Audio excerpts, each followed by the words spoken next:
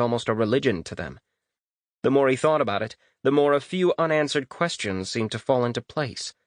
The wood sprites had an ability, woodcraft. It let them literally disappear into the trees. It also let them move through the woods as fast as if they were running down a paved road. Some of the other races of sprites didn't have that, though. Hill sprites definitely didn't, and even a few of the forest sprites had lacked it. Every single wood sprite did have the ability, though. Was that a perk of their settlement specialization? Richter also reflected on what Hisako had said about the specialization making trees grow strong. The hearth tree was the single largest structure he had come across since coming to the land. The thing was so big it boggled the mind. It was just a guess, but he thought it was over 200 stories tall. Richter had always thought it had grown that large because it was built on a place of power, but maybe that wasn't the whole story. Maybe whatever high level her settlement had achieved in its specialty had also played a role. That kind of information would be valuable and possibly compromising. He suddenly knew why she had hesitated before telling him. He bowed his head and, in a serious tone, thanked her for sharing such an intimate piece of information. She smiled warmly, pleased that Richter had understood the trust she was showing him. "Well, do you have any advice for me?" he asked. "Yes, but I will not tell you specifically what to do," she told him simply. "Your village is a reflection of you. My counsel is that you ask yourself, who do you want to become? What do you want your village and its people to become? Trust yourself, young lord, and the decision will become clear." With that pronouncement, she had walked off. Richter had mulled over both her words and his options for a long while before making his decision. The problem was that so many of them made sense. The first, technocrat, would give a serious boost to the village's research. They had only just scratched the surface of that particular facet of the settlement, and Richter was sure there would be awesome bonuses later as they learned more techs. It was a late-game play, something that fit with his general approach when he'd been a gamer. The problem was, in the last few months, he had found that approach just couldn't be applied all the time in real life. When you were gaming, the biggest consequence of losing was having to buy a round of beers for your friends. In real life, ignoring the needs of today could get people killed. On the other side of the spectrum, warmonger, master mage, alchemist, armorer, and hunter all gave immediate benefits. They made his people tougher, stronger, and more likely to survive in the harsh environment of the forest. Hunter especially was attractive. Finding nests and dens was something Richter worried about in the back of his head. If he hadn't found the Asingai spider nest before those thousands of spiders had hatched, the thought made him shudder. And that was only one example.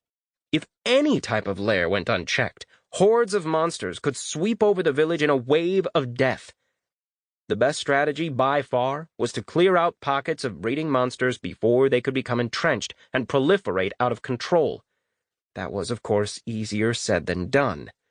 Finding them was a matter of luck as much as skill sometimes. While all of those choices could offer real benefits, Richter realized that the village already had perks that gave them an edge in battle, the biggest being the Forge of Heavens and the enchanted weapons and armor that were made there, which of course brought to mind the enchanter specialization. That settlement bonus, upgrading captured souls, was amazing. There was a pretty steady stream of basic and common souls being brought into the village now, thanks to the soul trap arrows Richter was making. Higher-level souls, luminous or brilliant rank, for example, were much harder to come by. If the common souls obtained from average-strength monsters were periodically bumped up to luminous, that would be a game-changer. It would let Richter make stronger enchantments, which in turn would make his people deadlier by far. The con to that, though, was that he and Glorin were the only two people in the village with a high skill level in enchanting. If Richter was apart from the village for an extended period of time, that would mean only one person in 1,000 would really benefit from the specialization. Diplomat would prove useful, especially since the village's boat would be finished any day now. Ideally, he would meet other settlements soon, and it would be great to have a boost in negotiations. As nice as that sounded, though, Richter already knew diplomacy wasn't his strong suit. Same with merchant. He definitely loved a good deal, but trade would always be a means to an end, not the real purpose of his life or his village. Summoner was fascinating. He would love to have the personal bonus to his summoning magic. His minions being 2 levels higher would really increase their battle capabilities, and it might even be good for the mist workers he summoned on a daily basis. It really didn't fit the needs of the village as a whole, though. At least not yet. Richter's eyes lingered on Lover for a bit. That could definitely be fun, but he was already kind of up to his neck in Pootie Tang. Also, the 50% more fertile thing was not his idea of awesome. He was already downing enough Star Zenia that it might start sprouting from his ass. He had prayed more than once that the herb didn't have any weird side effects. Still, even if it did, better some pube loss or minor brain damage than a bunch of bambinos bouncing around, in Richter's opinion. Benevolent Ruler was definitely the safe choice. A daily boost to morale would be great. The personal boost to his relationship with every villager would have many positive long-term effects as well. Overall, his people definitely liked him, but it hadn't escaped Richter's notice that he was leading a settlement of over 1,000 now. If even 1% of them were plotting against him, it could lead to all manner of trouble. Richter mulled it over for the rest of the day and discussed it with Randolphus. The spy advised him to look at it from another angle. It wasn't just the initial perks of a specialization that needed to be considered. It was the difficulty in leveling each path as well. Technocrat, for instance, required that the village research 10 techs after choosing his specialization. That could take an entire year. They had battles to fight now, and enemies that were probably plotting against them every day. If leveling was as important as Randolphus said, then choosing research as a specialization was definitely not the best choice. That sage advice narrowed it down for Richter. Of all the options, the 2 that had really caught his eye were Enchanter and Adventurer. Both would be easy for him to level, something that Randolphus promised would open more options down the road. The Chamberlain couldn't say exactly what leveling would do, as it was unique for each settlement, but he guaranteed there would be interesting opportunities as the village progressed down its chosen path. Enchanter would be great for Richter personally. It would increase his power and the capabilities of his profession.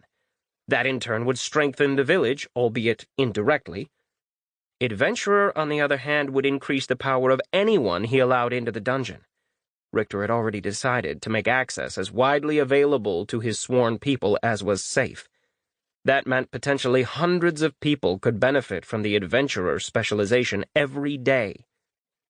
Randolphus had told him that he didn't know of any other settlements that had been offered the Adventurer specialization. There were obviously dungeons in other cities, and the dungeon in Law was reported to have predated the city, but apparently Law had chosen the Conqueror settlement specialization. It provided significant bonuses when they invaded and attacked other peoples. Randolphus pointed out that the founders of Law might also not have been given the choice since they had never been dungeon masters. The Chamberlain seemed quite excited about the possibilities of choosing the path of the Adventurer. He pointed out that having a rare specialization might also give rare bonuses to the settlement. Randy also reminded him that the dungeon was already making over 180 dungeon points a day. With another 10% boost, the specialization would level in less than a week. There were 1,000 reasons to pick each specialty, but he realized that Hisako's initial advice would be his guiding light. Who did he want to be? Would he choose something that would only make him stronger, or would he choose something that would make his people more powerful? When he realized that was the real choice he was making, a smile bloomed on his face. The choice wasn't really a choice at all. He chose his people. He chose adventure. The path of the adventurer. Your people will follow your example and be driven to take chances and push their limits. The call of adventure is not safe, but those who survive walking it will be the strongest version of themselves. Watch well, for though your people will surely change over the years to come, the shift may also occur in the blink of an eye. Specialization level 1. An adventure, you say? Ruler bonus, plus 10% attack and defense while in a dungeon or the labyrinth, plus 10% chance to find nodes. Settlement bonus, plus 10% dungeon points from any source, plus 10% dungeon loot. Leveling conditions. Generate 0 of 1,000 dungeon points. Despite his massive amount of deliberation, nothing immediately changed in the village. As the days went on, though, Richter didn't forget the quasi-warning that the very nature of his people might be altered because of his choices. The town hall wasn't the only building completed while the village prepared for war. The builders also created more housing for the village's burgeoning population in relatively short order. Each wooden longhouse only required 120 building points to complete start to finish. There was more than enough wood, tar, and thatch to accomplish the task, and with the construction crew making 212.6 BP a day, the village was able to build almost 2 a day. Richter told the builders to keep focused on erecting longhouses until they reached the magic number of 16. That was the amount required to house everyone in the village, minus the pixies, of course, in adequate conditions. It would put just under 60 people under each roof. That obviously wasn't an adequate long-term solution. Richter wanted to start building individual homes at some point, but for now, it would do.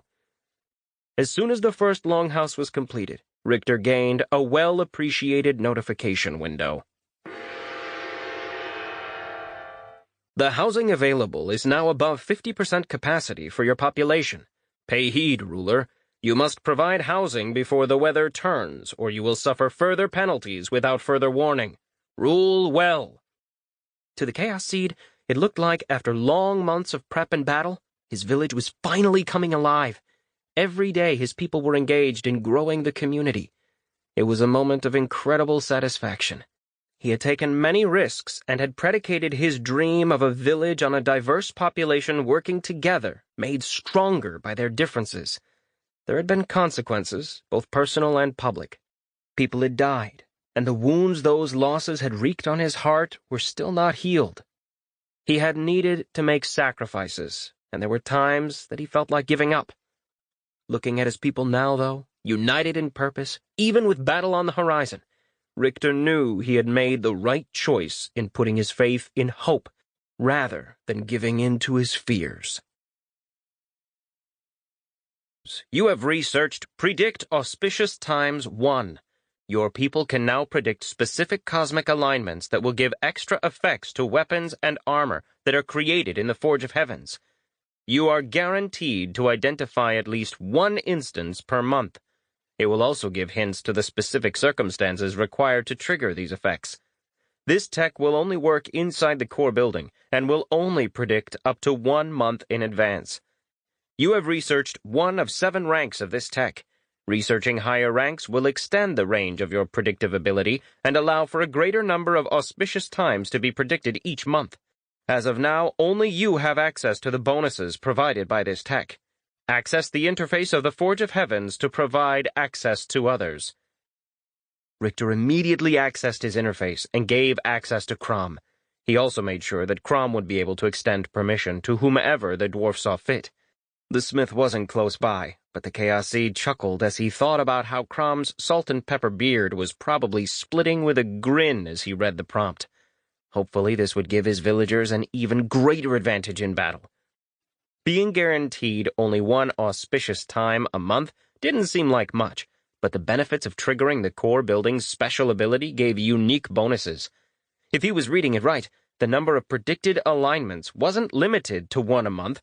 It was that at least 1 auspicious occasion per month would be foreseen. With luck, there might be more. He could also research the 2nd rank of the tech if he wanted to improve the odds of getting a special weapon or piece of armor. Finishing the research begged an obvious question. What tech would they unlock next? Richter accessed the research tab on his village interface. He was once again humbled by the vast sea of knowledge that existed. The science interface looked like a miniaturized version of the village, sitting like a bubble underneath a sea of gray mist. Around it, 8 spheres hovered, pushing back the fog. 2 of these spheres were glowing, indicating that they had been researched. More globes branched off them, also pushing back the mist. Saying he had barely scratched the surface of available techs was generous. When Richter zoomed out, it became clear that the science his village had access to was less than 1% of 1% of 1% ad infinitum. Research was another area where his limitless ability gave the village an advantage. Most settlements were restricted from researching texts because they were specific to other races. Elves could not research Minotaur-specific texts, for instance. His ability removed that restriction. The Mist Village could one day become the most knowledgeable settlement in the land, but, of course, that possible future would still require blood, sweat, tears, and massive amounts of time. Zooming out on the science interface also showed the one other open spot that had been cleared in the ocean of gray mist. The area around his miniature village and this other area lit up like lamps seen far away on an especially foggy night. The second set showed the knowledge he'd been given by the Tephanim Queen about building portals. As he was the master of his settlement, it was also added to the research interface. Unfortunately, he couldn't just add the tech of anyone else to the village. Randolphus, for instance, had paid close attention to the inner workings of Eve's monarchy for nearly a century. While he wasn't a professed scholar, the spy had told Richter that he did understand a good deal about certain technologies. The village couldn't access his expertise, though, not until certain prerequisite techs had been researched.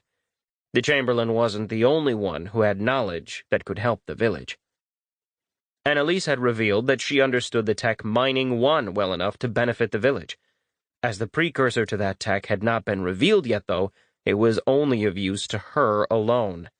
The other thing that complicated the issue was that each settlement had a unique approach to knowledge. The starting tech a community had access to varied due to the race of the settlement, its location, and many other factors. While in some communities mining might be one of the first techs made available, in the Mist Village it might be revealed by researching Farming 1, or it might not be revealed until a series of other technologies had been researched first. Randolphus told him that anyone who had a formal job in the village would automatically advance techs once they were revealed, almost like a freebie reward for choosing the right people to take positions of responsibility in his village. Making the Chamberlain town administrator would yield massive gains in research in the months and years to come. But until the prereqs were researched, the technology and the perks it offered remained frustratingly beyond reach. Richter wasn't one to dwell, though. Instead, he focused on what he could do. He immediately dismissed the idea of researching any more portal technologies. The cheapest among them required nearly 33,000 research points. A quick check of his village's research potential showed that pursuing any of those would be a long wait for a train don't come. Available Research Points, RP, 0. Daily Earned Research, 14.63 RP per day. 1. 1 point per ley lines, 4 total. 2. 0.1 points per level of research skill, 9.3. Research rate modifiers, plus 10% rate for House of Scholarship, level 1.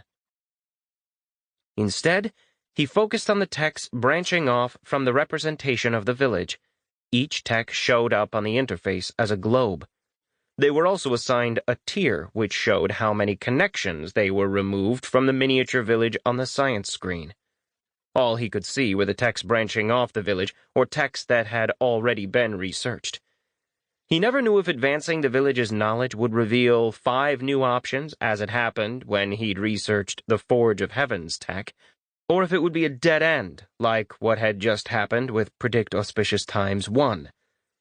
The village's latest scientific advance had revealed no further science spheres, but the name of the sphere had changed to Predict Auspicious Times 2, allowing the village to research the second rank of the tech. Mist Village Science Tree. Farming 1. Increases yield from cultivated crops by 5% total. Animal Husbandry 1. Increases the health of your animals by 5%. Usable products from domesticated animals are also increased by 5%. Requires your settlement to have domesticated animals. Soldiery 1. Increases the learning curve of your soldiers by 10%. Also increases attack and defense of trained soldiers by 5%. Requires a barracks. Unavailable. Construction 1. Increases building speed and building durability by 5%. Requires a workshop. This tech provides new blueprints. Mason's shop, level 1. When built, will decrease waste and increase efficiency when quarrying stone. Increases usable yield of local quarries by 10%. Increases productivity when quarrying stone by 10%. Logging camp level 1. When built, will decrease waste and increase efficiency when logging. Increases usable yield of local wooded areas by 10%. Increases productivity when harvesting forests by 10%. Enchantments 1. Opens the possibility of learning, altering, and creating basic enchantments. Astronomy 2. Gives a basic idea of the movement of the stars, planets, and other cosmic bodies. Branching off of astronomy, Astrology 1 gives a rudimentary understanding of how the movements of the cosmos can predict events in the land. Forge of Heavens unlocks a branch of research that is specific to your core building, the Forge of Heavens, unique. Branching off of Forge of Heavens, Learn Enchantments 1 increases the chance of the forge learning new enchantments by 5%. Predict Auspicious Times 2 provides increased knowledge of specific dates and times to forge weapons and armor in order to obtain extra effects, at least 2 a month. Elementum Bonus to Spell Barriers 1 increases the spell barrier penetration of Forge of Heaven weapons by 20%. Elementum Bonus to Spell Resistance 1 increases the spell resistance given to each piece of armor by 2%. Basic Spell Theory 1 provides a basic understanding of the magic of the basic elements and ley lines. Metallurgy 2 decreases the amount of metal needed to make arms and armor by 10%. Tech advanced by 1 level due to inherent knowledge of villager in the job smith. Requires access to smithy. Branching off of metallurgy, Alloy 1 increases the likelihood of discovering new alloys with increased capabilities when experimenting with new combinations of metals. Increases the durability and either attack or defense of new alloys by 10%. Requires access to smithy plus metals necessary for experimentation. Metals used in this research will be slowly consumed. Smelter 1 increases heat in the smelter, allowing for greater malleability of worked metals. Increases production speed of forged items by 10%. Smithing Tools 1 increases the caliber of all smithing tools by 10%. Increases the chance of your smiths to create arms and armor of higher quality by 10%. The fact that there were so many techs available was too much of a good thing. He was almost grateful that researching Predict Auspicious Times 1 hadn't revealed more options. Richter also decided not to invest more precious research points into that branch of science until he saw how it manifested itself. Similarly, the other 3 Tier 3 technologies that branched off the Forge of Heavens tech were a bit too specialized in Richter's opinion. He wanted the next scientific breakthrough to help the village as a whole. The same argument applied to the Tier 2 knowledge stemming from metallurgy and astronomy. That left the 6 Tier 1 techs. Richter didn't deliberate long.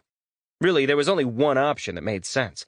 His village was exploding with high productivity, but there was still a great deal to do and build. He decided to keep the good times rolling. The Mist Village has begun research on Construction 1. Progression, 0 of 132 RPs. Predicted time to completion, 9 days, 32 minutes, and 29 seconds. Rewards, increases building speed and building durability by 5%.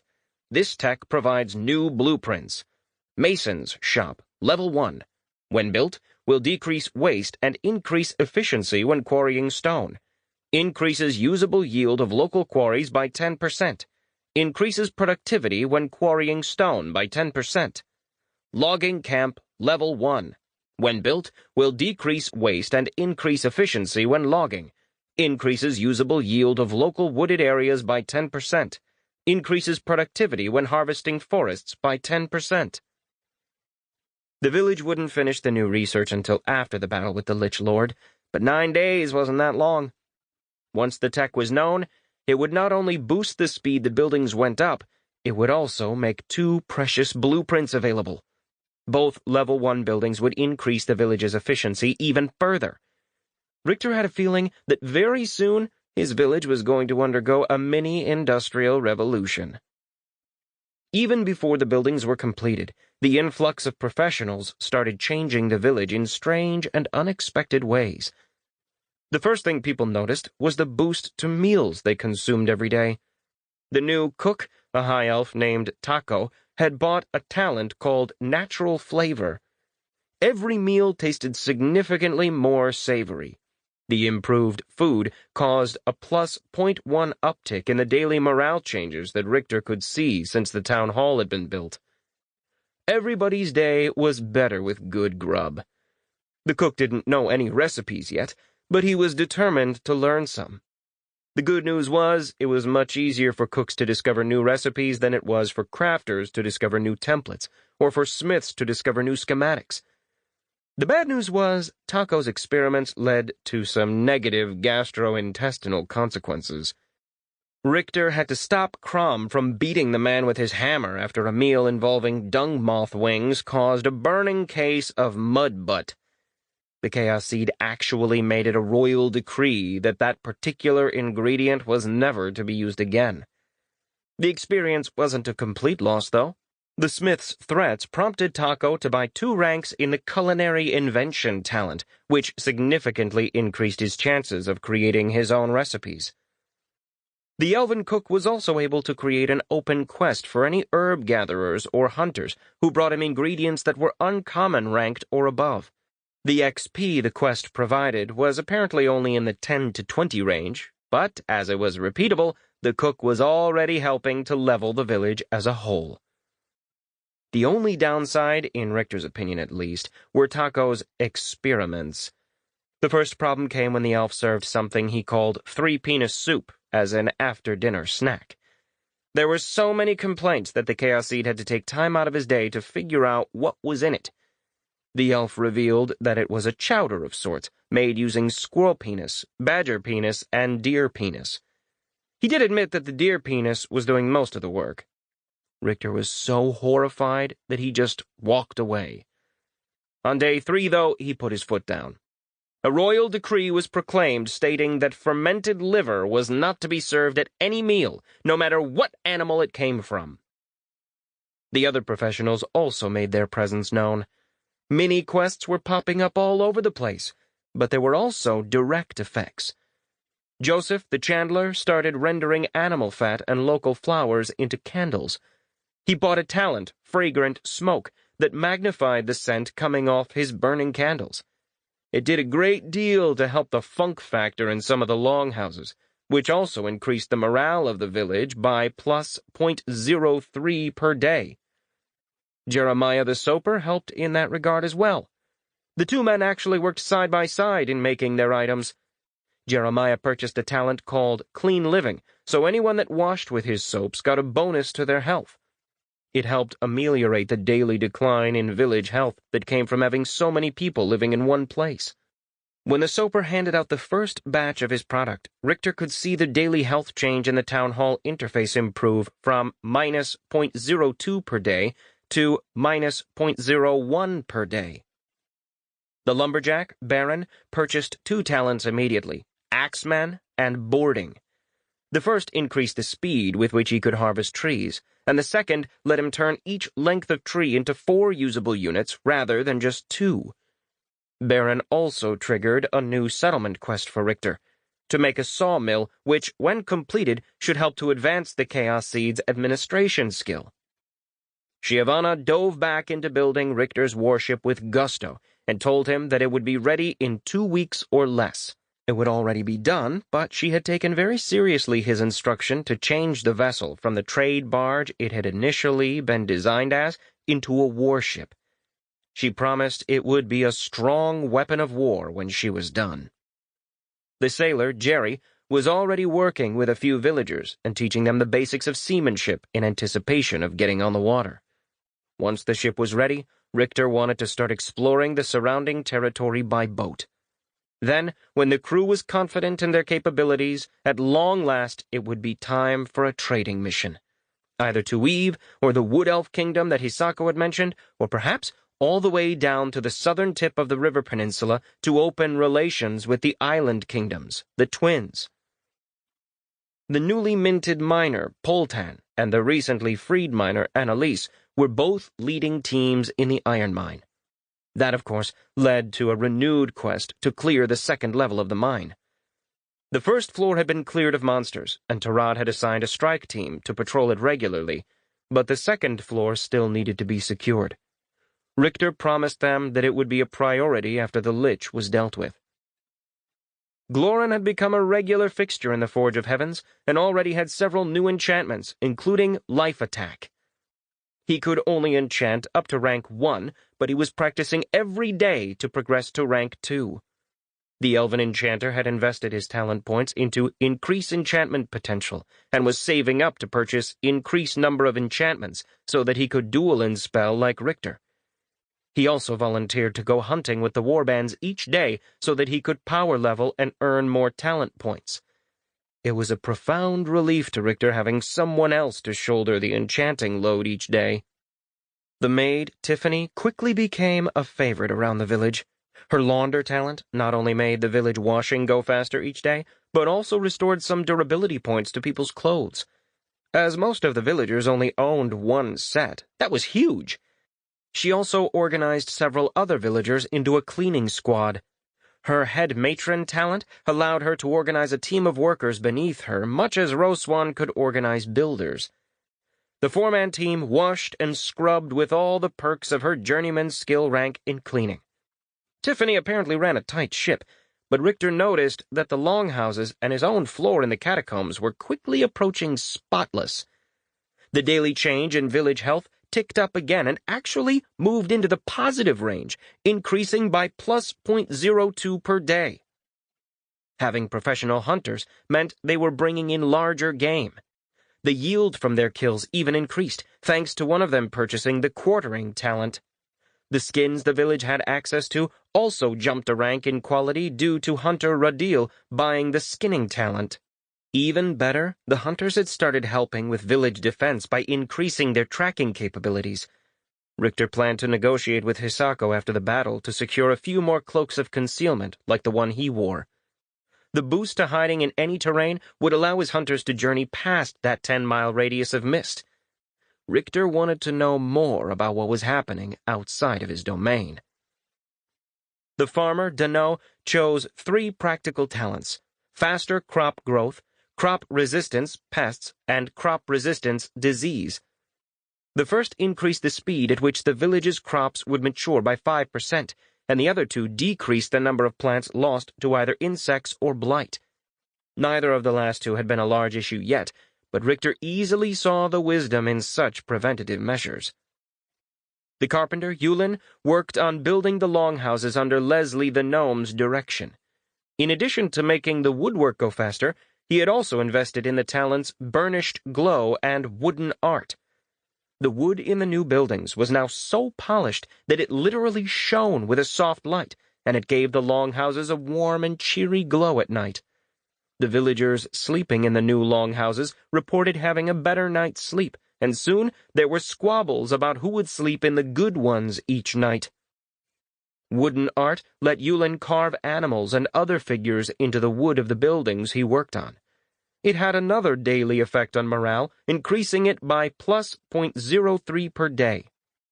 Randolphus said such measures would also affect a city mechanic called Beauty that would be available once the village leveled up. He told Richter that Beauty would affect morale, loyalty, tourism, and diplomatic relations with other settlements, among other important aspects of village life. Burke didn't have much to do yet as village locksmith, but he did start making locks and lockpicks for Richter, as well as giving him a few lessons in the art of bypassing them.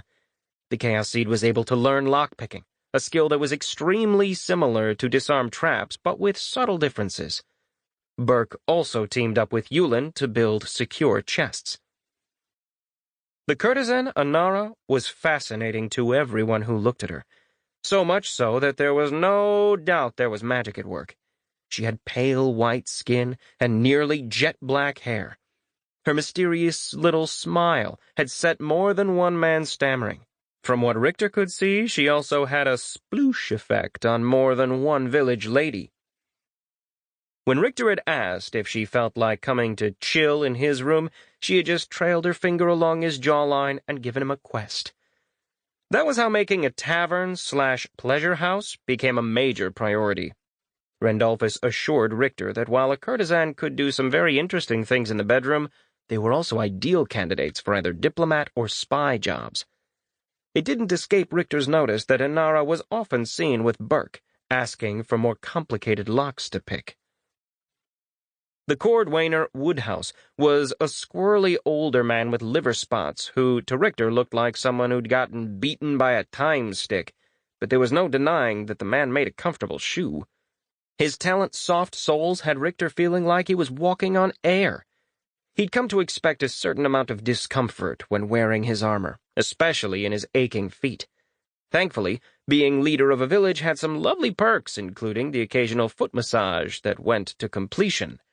Now, though, with Woodhouse's shoes, he was able to run for an hour in his armored boots before he started to cramp.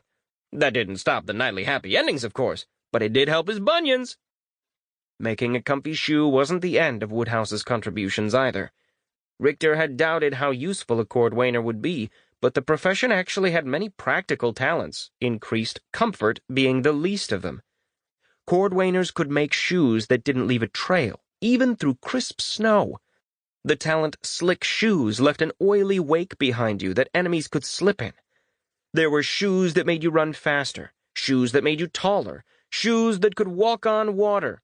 Cordwainers could make them all. Woodhouse said it was even possible to make shoes that gave the power of flight, though the man hadn't unlocked any talents that allowed for that yet. The talent that Richter got most excited about, though, was within the old man's grasp. Richter had had to give the cordwainer his rug in trade. The guy just wouldn't shut up about fetching rugs for some reason. But then the old professional purchased spring steps, as well as the prerequisite talents that led to it. Spring steps let Woodhouse create shoes that increased the base height of the wearer's vertical jump by a foot, which was just what Richter needed to help augment his cloud running skill. At level 10, cloud running increased his base jump by 20%. With spring steps, the bonus was even more pronounced. Of all the skills he had gained, he had to admit that cloud running was easily the most fun. It greatly increased the efficiency of his running by letting him glide over the ground. He could run faster and use less stamina while he did it. The problem came when Richter tried to jump up more than once. The skill let him push off the air to do a double jump like the White Shinobi. The awesomeness of this fact was completely lost on Scion when Richter tried to explain it. The sprite had absolutely no problem laughing when his friend wiped out again and again, though. The Chaos Seed discovered once again that there was a very large difference between having a skill and having the expertise to put it to good use. The entire village heard about how their lord tried to add a spinning flip to his jumps and ended up suffering a rather serious head injury when his stamina bottomed out. That did not dissuade Richter from practicing, though after that, he did try to do it away from prying eyes. Cloud running let him jump, then jump again using the air like a springboard. The problem was, while his initial jump off the ground only used about 5 to 10 stamina, the next air jump cost 3 times as much. The third jump cost 3 times that, and so on. Even choking down stamina potions wouldn't help, because the fifth jump cost 400 to 500 stamina. He quickly found that there was a ceiling to how high he could get. Richter's superhuman strength of 33 let him have a vertical leap of over 6 feet if he really put his all into it and he wasn't wearing armor. Now, between the plus 20% jump boost that his 10 skill levels in cloud running provided, and his new shoes giving him another foot of air, he was clearing more than 8.5 feet from rest. That meant, in ideal conditions, he could clear over 40 feet by performing 4 jumps. Even attempting a fifth would bottom out his stamina and risk losing consciousness. After nearly blacking out at a height of 3 to 4 stories, he decided that bottoming out wasn't something he should do lightly. It didn't help that Alma wouldn't stop laughing her scaly ass off for a full hour after she healed him. Thankfully, going down was much easier than going up and did not have the same stamina penalty. Jumping sideways to maintain an elevation only increased the stamina required by 100%, and there was only a 50% cumulative penalty when doing a series of controlled falls. Even with the reduced price, it still drained stamina faster than the Chaos Seed would like. Still, Richter found he really enjoyed sliding down through the air like a skier on a slope.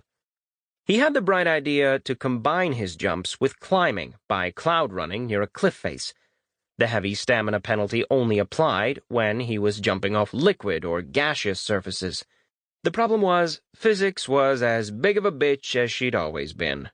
Putting the lie to every Super Mario game ever, he could not jump away from the cliff and then in midair change his direction so that he ended up next to the rock face again. The idea was relatively possible because it let him jump from one spot on the rock to another in a straight line, but it relied on him quickly securing another handhold. Jumping away and jumping back presented the same problem. He had to grab a handhold before his glide time ran out. Even if it worked, holding onto a cliff face drained stamina by itself, and his regen rate wasn't so high that he could be sure that waiting would replenish his reserves. Richter could see a scenario like that going real wrong real quick, and the consequence would be skydiving without a parachute. Practicing with the new skill showed Richter the importance of investing stat points into endurance. Cloud running was an amazing skill, and according to Randolphus, a rare one. It was a stamina hog, though. Even though he'd engaged in plenty of hand-to-hand combat since coming to the land, Richter had mostly relied on clever tactics and magic to win his battles. He now saw the wisdom in bolstering his physical resilience as well. Hoping he wasn't making a mistake, Richter invested 6 of his attribute points into endurance. As soon as he did, he felt slight changes in his body. His muscles seemed to tighten, and his weight felt more evenly distributed. He also felt wide awake, like he'd just downed 4 shots of espresso. The other 12 attribute points from his recent leveling he kept in reserve. He was sorely tempted to pour them all into endurance as well, though, thanks to his daily educational opportunity with Randolphus. Richter had thought rogue training would involve catching flies with chopsticks or walking over rice paper without leaving a trace. Nope. It mostly involved a biomage standing by while the 2 men fought with short blades. Without armor. Randolphus illustrated again and again the difference between having skill levels in small blades and actually having expertise in using them. He didn't teach Richter specific blade forms like Yoshi did, but he did have 1,000,001 dirty tricks. It was the kind of education you would get knife fighting in back alleys, not fighting on a battlefield.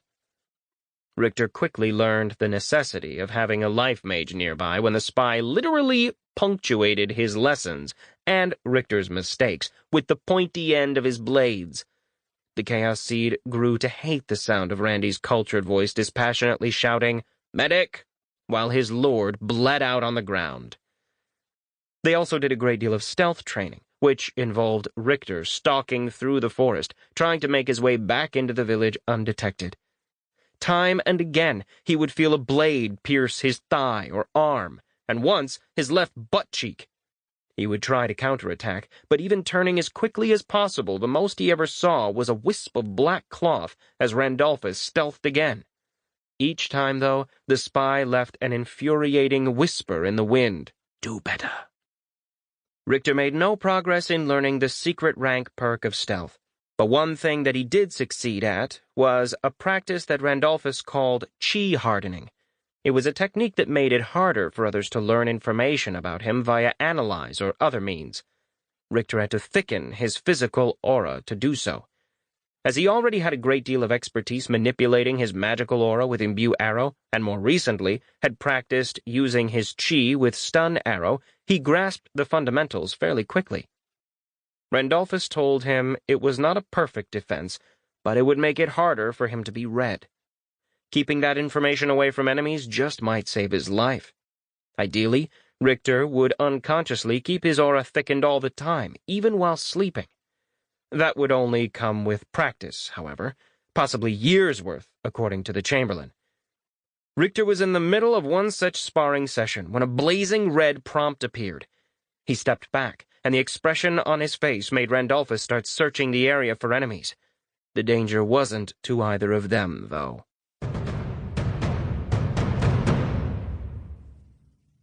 Dungeon Master Richter, the Barrow of the Chaos Serpent, calls for aid. Chapter 87, Day 148, Kuborn 38, 0 AOC. The intense red color of the prompt wasn't the only reason it stood out as abnormal. It also flashed dangerously in his vision. He had never gotten such a sense of menace from a notification window before. He didn't even have time to react before the prompt appeared again. Dungeon Master Richter, the Barrow of the Chaos Serpent calls for aid. Richter focused on it, and more information appeared. The Barrow of the Chaos Serpent calls for your aid as its defender. Max party size is doubled for the duration of this crisis. Exceeding max party size will cause all immunity to be removed. Anyone entering to fight with you is given immunity to dungeon monsters and traps. No loot can be claimed or resources gathered from the dungeon, or that person's immunity will be removed. Spoils of war can be gained from the dungeon invaders without penalty. Breaking any of these regulations will cause that person to be marked with the curse of the Barrow of the Chaos Serpent. Failure to destroy this specific threat will cause loss of your dungeon mastery. This could lead to the monsters breaking out of the dungeon to wreak havoc, or even the absorption of the dungeon mouth by the labyrinth. Protect your dungeon. He could lose his dungeon? His people might be attacked by labyrinth creatures? What was happening? Richter shook off his shock at the knowledge he just absorbed.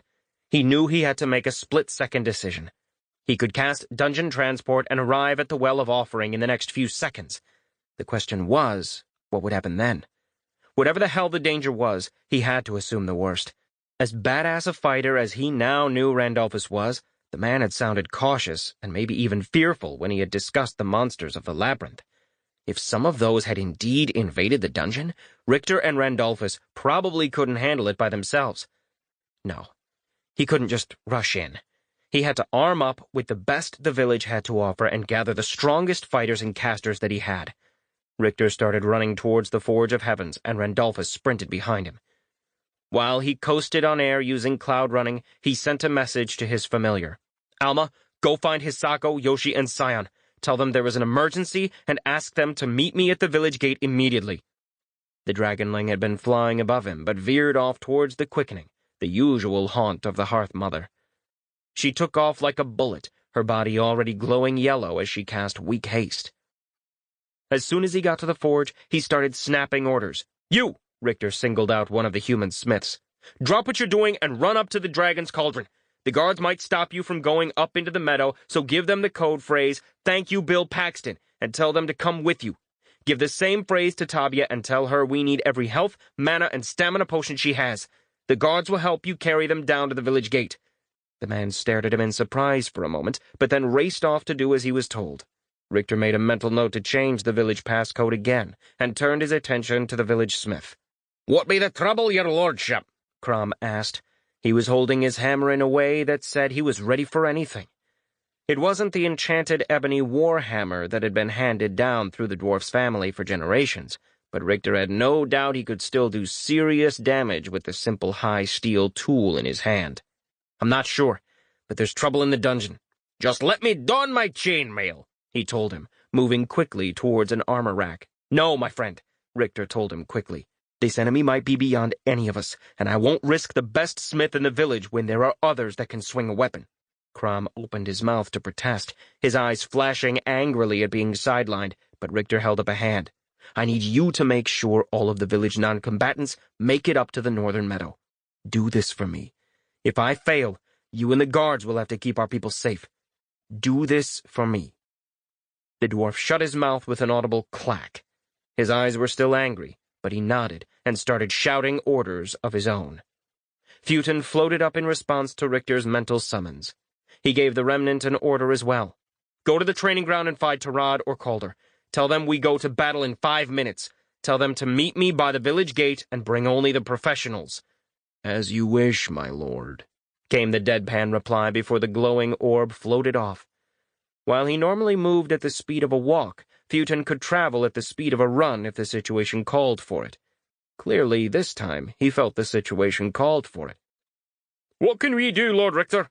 another smith called out. "Someone run to the healer's hut and tell Sumiko that I need her and her best healers at the village gate in 4 minutes. Tell the other healers to go to the northern meadow and prepare for possible casualties. Everyone else, run through the village and tell everyone you meet the same thing." With those orders given, Richter walked over to the heavy elementum chest, only to be intercepted by Crom. "I will do as you command, your lordship, but if a battle is looming, then ye will have the best I can offer. This were going to be one of the 3 gifts before you went to battle the Lich, but the others nae be ready yet. I had to buy a talent, wild magic, to make this, but I think you'll agree it be worth the price." Crom took out a sword contained in a beautiful wooden sheath that had been lacquered black. Though he couldn't see the blade, the hilt was ornate and familiar. The Chaos Seed took the weapon and unsheathed it. When he did, the light in the forge dimmed and heat seemed stolen from the air. A moment later, the visual disturbance and sensation faded away, and all was as it had been. Richter examined the beautiful instrument of death in his hand. As soon as he saw its power, he spent the necessary gems to soul-bind it to him and him alone. You have found Black Ice. This darkstone blade was forged by Bowden of the Mist Village and enchanted by the village master Richter. The hilt was recovered from a pile of the dead. Created from the dimensional bones of a greater shadow demon, this hilt and the blade that was once attached were wielded by the dark paladin Kohler. A fragment of the demon's soul is still bound to this item.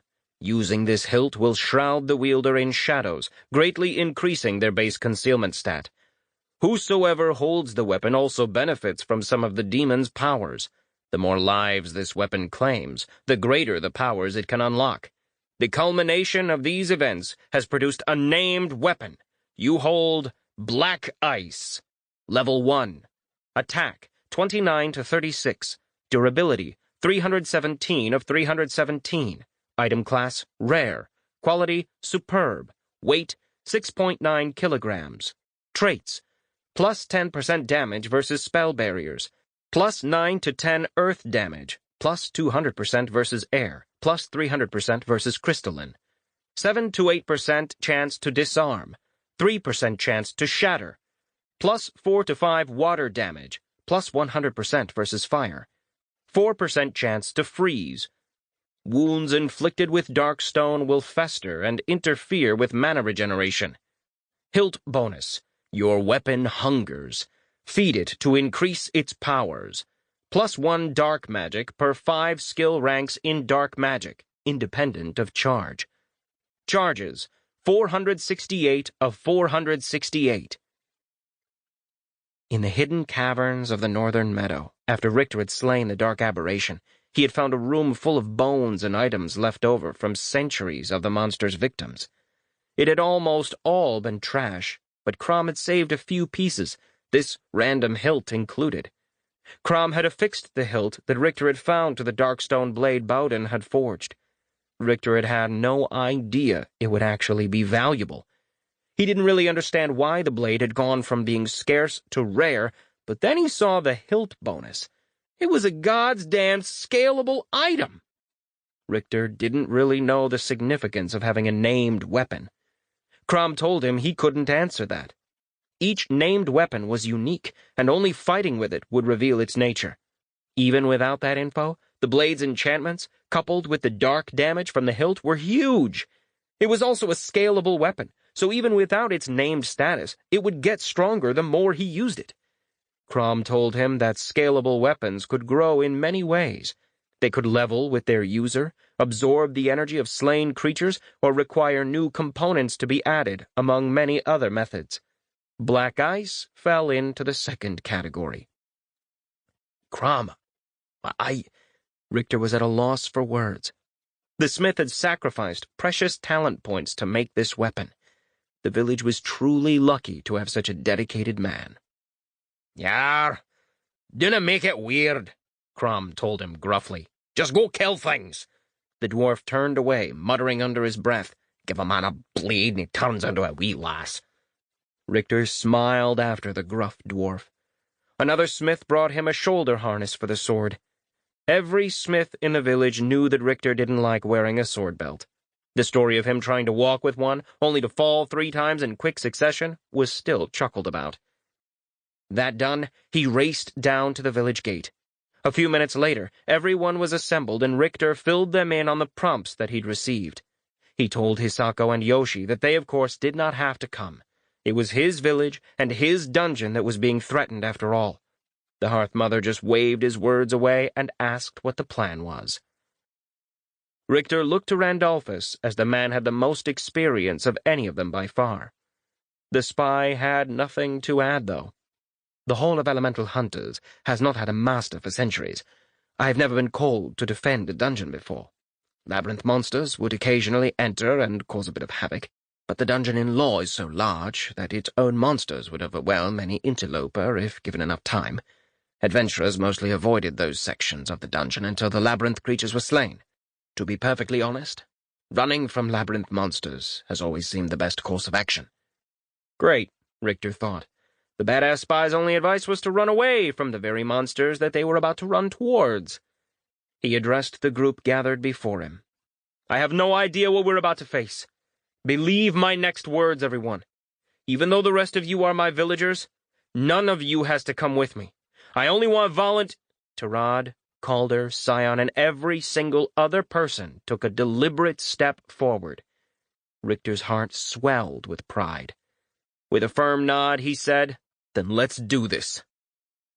Dungeon transport only had an effective distance of 5 yards from him, but that was enough for the group he was taking into the barrow. With his party size doubled, he could take 10 with him, not counting his companions. It meant he could bring his whole varsity squad. His defenders included the warriors Kath, Yulindi, Ygritte, and Wisteria. Except for Yulindi, they were all melee fighters, and each was wearing the best weapons and armor the village could provide. His 3 village mages were also present, Sumiko, Zar, and Quasia. Hisako, Yoshi, and Calder rounded out the 10 count. With Richter and his companions, that brought the total up to 14. The smith he had sent to the Dragon's Cauldron arrived with the potions, and Richter made sure they were handed out. The Magi also cast buffs on the party, increasing their health, attack, defense, and speed.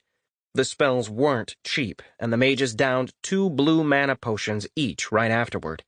He also handed out potions of clarity from his bag of holding to every party member. Everyone drank the sparkling, clear fluid, each hoping they would live long enough to enjoy the plus 25% experience boost. With the preparations done, Richter cast his spell. Tendrils of mist rose from the ground, encircling them all in a gray-white bubble. 9 seconds later, they appeared in the entrance chamber. Richter quickly looked around, but saw no immediate threat. The throbbing red warning signs that kept popping up in his vision proved the danger had not passed. This shimmering energy field that led into the rest of the dungeon was still there, though, which Richter hoped was a good sign. The Chaos Seed drew black ice and strode through the portal, his party close behind. Devastation met his gaze. Most of the red columns were in ruins.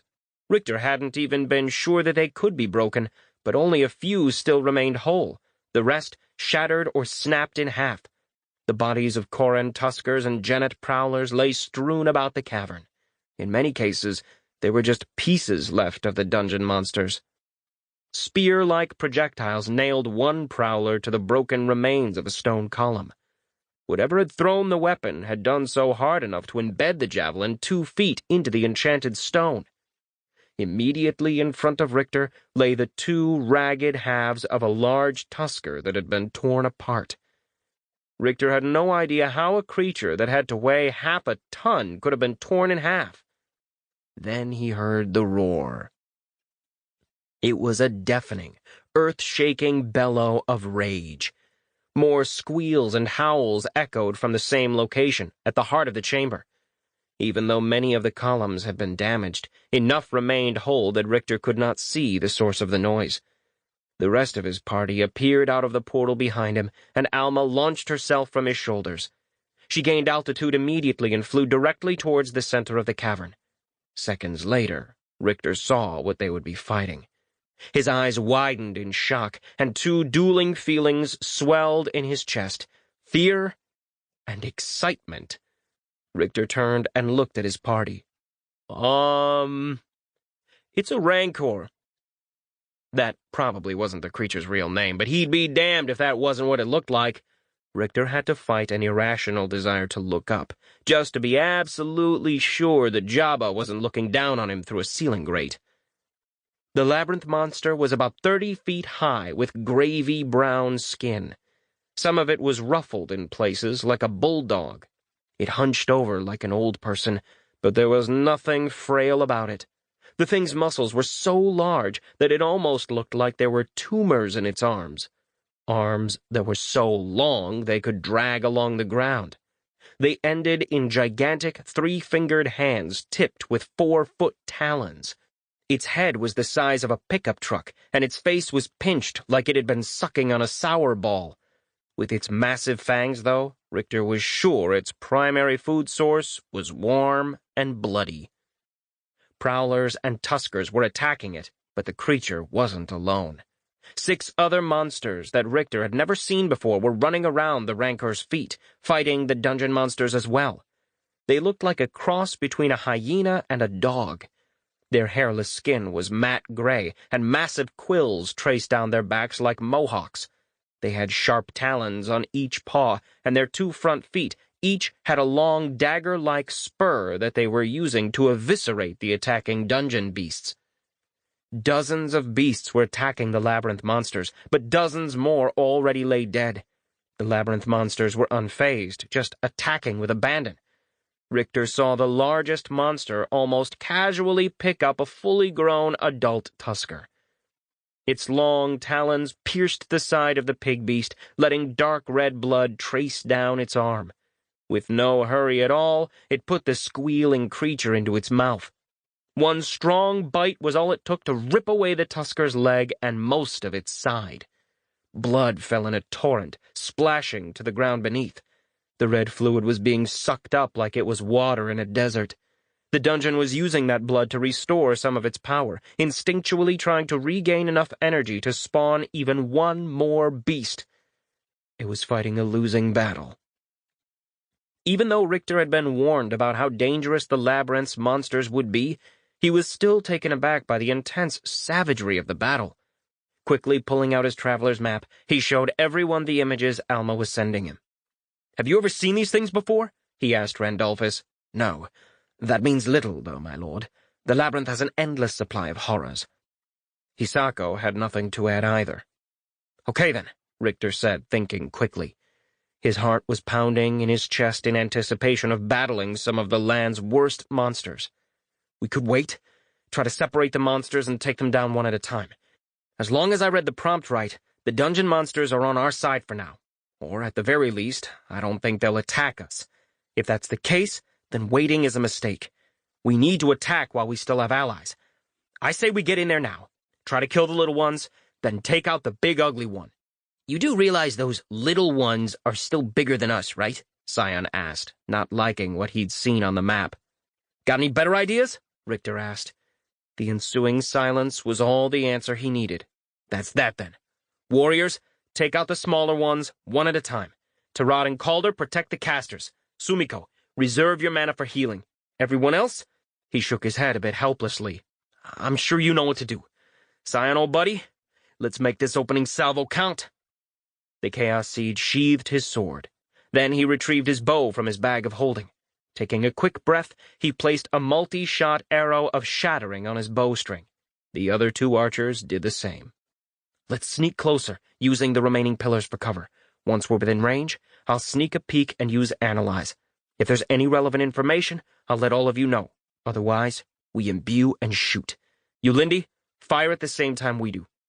Everyone nodded, and the group moved forward, as silently as possible. Snarls, bestial squeals of pain, and a cackling laugh echoed through the cavern. Through Alma's eyes, Richter could see that the last sound was coming from the 6 hyena dogs. She was perched, unmoving, against the stalactite half of a broken red column. Her constant visual feed let him keep track of the battle. The dungeon monsters were obviously outclassed, but at least for now, they were making up for that in numbers. The hyenas were bleeding from multiple wounds, and one was actually buried under a pile of 8 genet prowlers. The dungeon's beast defenders were getting the worst of it by far, but at least they were making the invaders feel the pain. Richter silently hoped it would be enough. He did not want to lose his dungeon. The beasts, though completely ineffectual against the larger monster, did keep all 7 labyrinth creatures occupied, so the party was able to make their way to the edge of the battle without being detected. Heaving one last sigh, Richter adopted stealth. Then, poking his head around a pillar, he saw the monsters with his own eyes. Somehow, it was always worse than when Alma sent him mental images. He used Analyze on the smaller ones first. Name, Chupacabra. Disposition, amused. Chupacabras are pack monsters that are known for their speed and ferocity. They are said to feed on pain as much as blood and flesh. The spines on their back and claws on their feet can rend even plate mail. As a labyrinth creature, they have grown to massive size and power. Special attack, piercing quill. Can fire the quills on their backs at high speed at distant enemies. Level 42.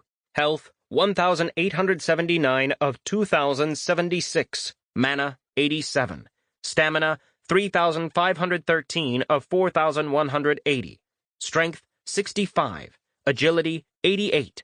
Dexterity 79. Constitution 210. Endurance 418. Intelligence 8. Wisdom 5. The other 4 had roughly the same stats, give or take a level. The insane amount of health these things possessed was mind-boggling. It wasn't only their health and stamina that made them dangerous.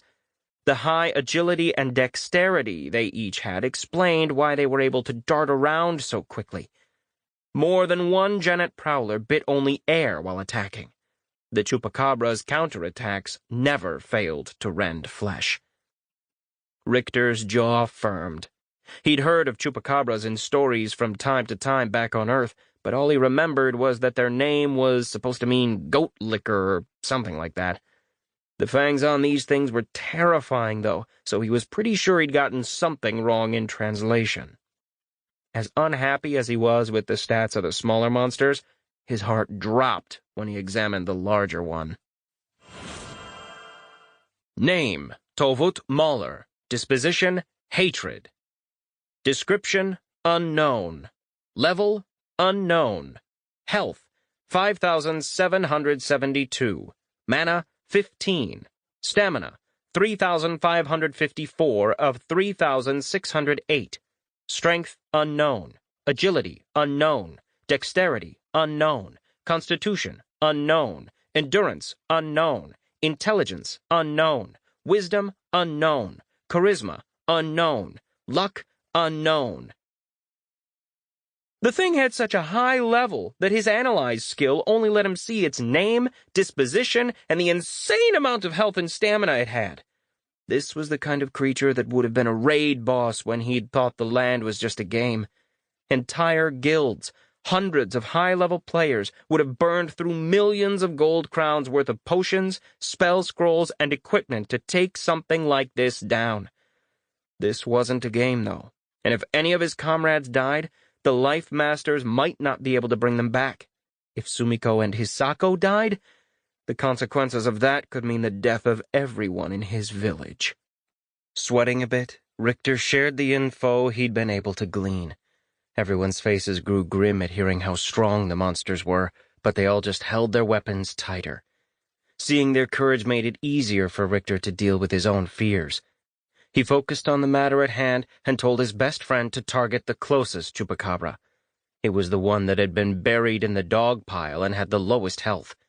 It had already killed half of the prowlers that were attacking it, but for now, It was still occupied and distracted. Scion nodded back, and Ulyndes said he would do what he could.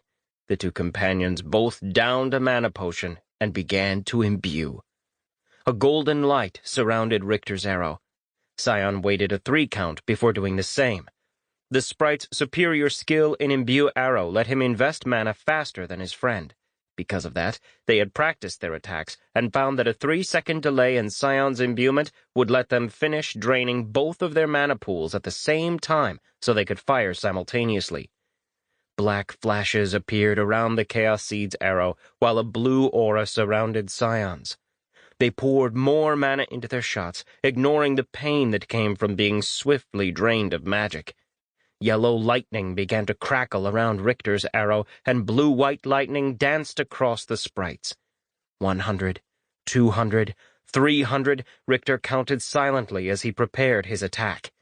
It wasn't just a mantra. It was a communication with Alma that let her know how much mana he had invested in his attack. When he reached 500, she silently launched herself towards a second chupacabra. Her body glowed yellow a moment before a bolt of lightning shot from her snout directly into the eyes of her foe. It did not cause much damage, but it did elicit a howl of anger and pain. The monster immediately dashed towards the direction of the attack, bringing it next to Richter's target, bringing it within the AoE of his imbued attack. Flawless, he thought as he released his shot. A black and gold torpedo swam through the air with a brilliant blue brother beside it. Ulyndes' own arrow flew through the air as well, invested with his drill shot sub-skill. After crossing half the distance, all 3 arrows were copied into 3 more versions of themselves. The overlapping imbued lights were almost beautiful for the split second they lasted before contact and detonation. The boom drowned out even the roar of the Tovut Mauler. Richter let the combat information wash over him. Begin combat log. Chupacabra suffers from mind fog. Chupacabra resists stun. Chupacabra suffers from psi crystallization. Richter strikes Chupacabra with enhanced imbue arrow for 396 points of varied damage with primary arrow. 6-foot radius AoE damage, not including modifiers, 68. Richter strikes Chupacabra with enhanced imbue arrow for 204 points of varied damage with copied arrows. Total damage, 600. End combat log. One of the copies of Richter's arrow had struck a pillar, exploding harmlessly. Despite that loss, the damage of his opening attack was massive.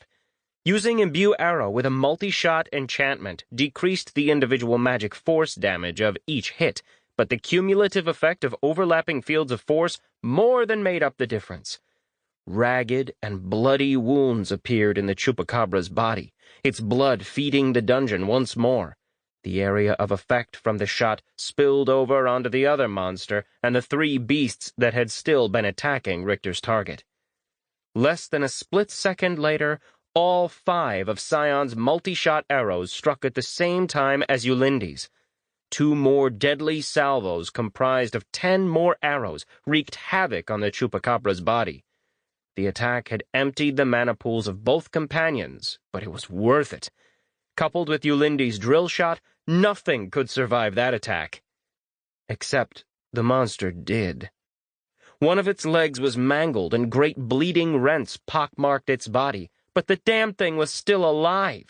It screamed in pain even as the quills on its back began to quiver. "Cover!" Richter shouted, ducking behind a red stone pillar. 20 spikes flew through the air like spears, shot from the backs of the 2 Chupacabras. The pillar Richter was hiding behind shuddered when several quills hammered the other side. The party couldn't see it, but 2 of the projectiles had sunk deep into the stone column. A horrible howling echoed through the cavern, a call to battle and a promise of retribution from all 6 of the quilled monsters. The mauler roared as well, stuffing more beasts into its ever-hungry mouth. "The beast is mine! You killed the dogs!" Hisako called out with gleeful savagery. The Hearthmother was not daunted in the slightest by the fact that the opening attack hadn't claimed a life. Instead, she was flush with the thrill of battle. Even though Richter had seen the sprite in battle several times, it still took him aback when he saw the other side of his ally's nature come out. Sprites might delight in the tranquility of nature, but they happily embraced the violent and merciless side of it as well.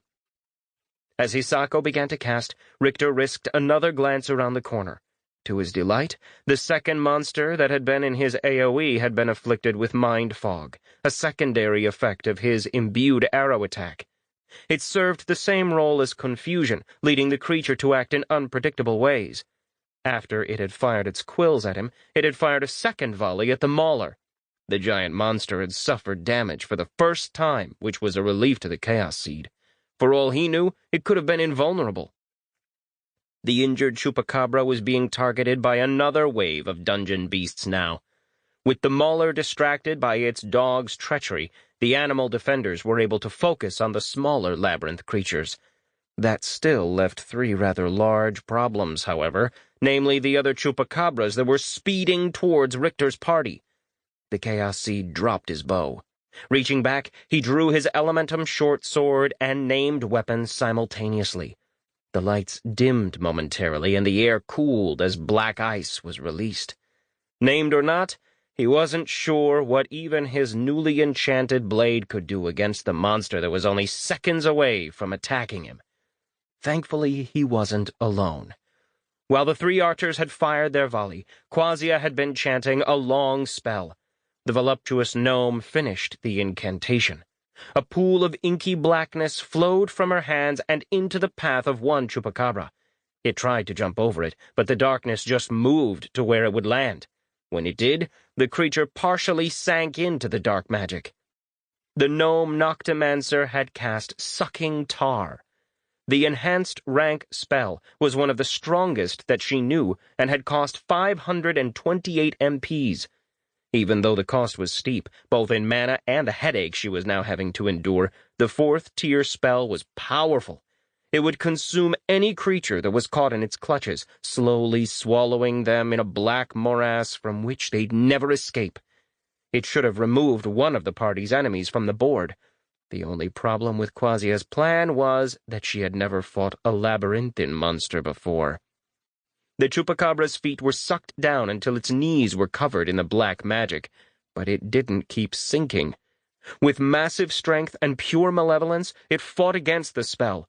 Its muscles were not the only thing that protected it. Nothing survived long in the labyrinth without developing resistances. As strong as Quasia's spell was, it was still powered by a basic element, one of the most common magics in the land. With a 43% resistance to dark magic, the Noctomancer could not hope to overcome such a fiend. Even as it fought to get free, it stared death at the gnome and fired 5 quills at her, each moving at the speed of an arrow. Death raced towards her, and her eyes widened in fear. Thankfully, she wasn't alone. Calder was always free with a laugh, but in battle, he was all business. He was the type of man you could rely upon. When Richter had charged him with defending the party's casters, he had decided that all the party's mages would live through the battle or he would die trying to make it happen. While Quasia cast her spell, the sergeant had stood ready with his massive war door shield. The heavy slab of metal was more bank vault than shield, which was probably the only reason it held. Before the quills even left the monster's back, Calder had braced himself in front of the gnome mage to take the 5 blows. They hit with the force of a heavy crossbow bolt fired from point-blank range. A great gonging reverberated through the chamber, and massive dents appeared in the war door. The sergeant couldn't keep a wail of pain from escaping as his arm broke in 2 places. He still stood, though, ready to accept the charge of a monster that was more than twice his own level. Calder knew he couldn't defeat it, or even defend himself from its attacks for long, but by the banished gods he would stand. Thankfully, he wasn't alone. Sumiko began casting healing magic on Calder as soon as he cried out, and then it was Czar's turn to make his presence known. The caster finished a spell, his voice sounding like rocks grinding together. Green light flared on both of his hands before winking out. A moment later, the ground behind the ensnared chupacabra broke apart and a granite golem began to pull itself out of the ground. The geomancer hadn't held back either. He'd cast the only potent level spell that he knew. Sweat had beaded on the caster's brow, and the words of power had felt like sand and honey in his mouth as he had performed the 5th-tier magic. But he was not about to be outdone by a gnome, no matter how good her tits looked in a black robe. The level 33 summoned creature had a much lower level than the chupacabra, but it made up for that in size, strength, and weight. Standing 11 feet tall, it weighed more than 4 tons, and its hands could crush stone. Zar called out a hoarse command, "Biriat!" before he collapsed to one knee from the strain of such a powerful casting. The golem took one step forward, moving fluidly despite its mineral-heavy body. Then it as much fell on as attacked the chupacabra, struggling to escape Quasia's spell. The gnome was pouring more mana into the active spell, trying to keep the monster ensnared, but it was still almost free. One foot was already clear of the tar-like spell substance when the golem attacked. The labyrinth monster screamed in anger that soon turned to panic. It had great strength and a high resistance to magic, but physics was always a bitch. Thousands of pounds of semi-sentient rock pushed down from above while Quasia's spell pulled from below. The chupacabra yowled, spit, and tried to fire the quills from its back, but with the golem hugging it close, the special attack didn't have the room to manifest. The gnome mage grew lightheaded as her mana started to bottom out. As her vision clouded, Zar called out, "Just hold on, Quaz!" The gnome nodded to her geomancer friend and reasserted her will. A few seconds later, the screaming monster disappeared completely into the black morass of dark magic. The golem was still bear-hugging it and sank through the miasma as well. "No!" Zar shouted. Quasia let go of the spell, and the blackness disappeared. All that was left behind was churned earth. Both monster and summoned creature were gone forever. Struggling to stay conscious, the gnome downed a mana potion while she edged away from the battle. The strain of maintaining such powerful magic, against a high-level monster no less, had taken a toll. It was the mental equivalent of pulling a door closed while someone pulled on the other side for several minutes in a row. Instead of burning arms, though, her mind and aura were exhausted. The migraine she was suffering meant she needed at least 30 seconds before she could cast again. If the chupacabras reached her, she would die horribly, just another once powerful mage turned helpless without mana. Thankfully, she wasn't alone. While all of this was happening, the warriors of the Mist Village showed off their new powers. The 3 melee fighters intercepted a chupacabra. 2 held swords and shields, while the 3rd carried a heavy spear. Working together, they were able to hold the monster at bay and began trading blows with it. The creature was much stronger than any of them individually, but their enchanted weapons and armor went a long way to even the odds. The chupacabra attacking the mauler had been thrown across the cavern. Getting physical distance between itself and the larger monster, its mind fog debuff no longer drove it to attack its ally. It just bit and clawed whatever was closest. That happened to be some of the few remaining dungeon beasts. While those creatures futilely defended themselves and died, Yoshi stayed in front of the Hearthmother, both ice rapiers at the ready. During the whole battle, she had been casting a long and powerful spell. The light radiating off her grew in brilliance, drawing the attention of the labyrinth boss. It roared in defiance and began rushing towards her. The mauler was too late. With a final shouted word of power, her spell was completed. White light shot from her hands and turned into ribbons of force. These large streaks wrapped around the monster in an attempt to mummify it. Not only was the creature restrained, but the magic bandages burned its skin. It screamed in anger while it fought against the Hearthmother's attack. The air thrummed with the residual energy released by her spell. Sadly, it was not enough. The mauler's high resistance was coupled with an ability that Richter had not been able to see when he analyzed it. The labyrinth boss possessed physical regenerative properties. Even as its skin burned, it repaired itself. Hisako's spell could have bound a mountain troll and killed it given time, but the Mauler was a horror of the labyrinth. With a massive pull of its arm, one of the ribbons of white light snapped. Hisako grunted in pain. It was only thanks to her disciplined mind that she did not lose consciousness in response to the spell feedback. She'd been confident that the superior, sixth-tier spell would be enough to contain the Mauler, but she had underestimated it. Just like the chupacabras, the creature had broad magic resistances. It was more susceptible to light magic than any other basic element, but it was still able to ignore 38% of the spell's strength. If she'd known how truly powerful the Mauler was, she wouldn't have used an active spell that was still connected to her. Hisako was still not intimidated by the towering monster. The Hearth Mother was the master of 3 magics. Using the hidden apprentice rank bonus of earth magic, she switched the spell from active to static.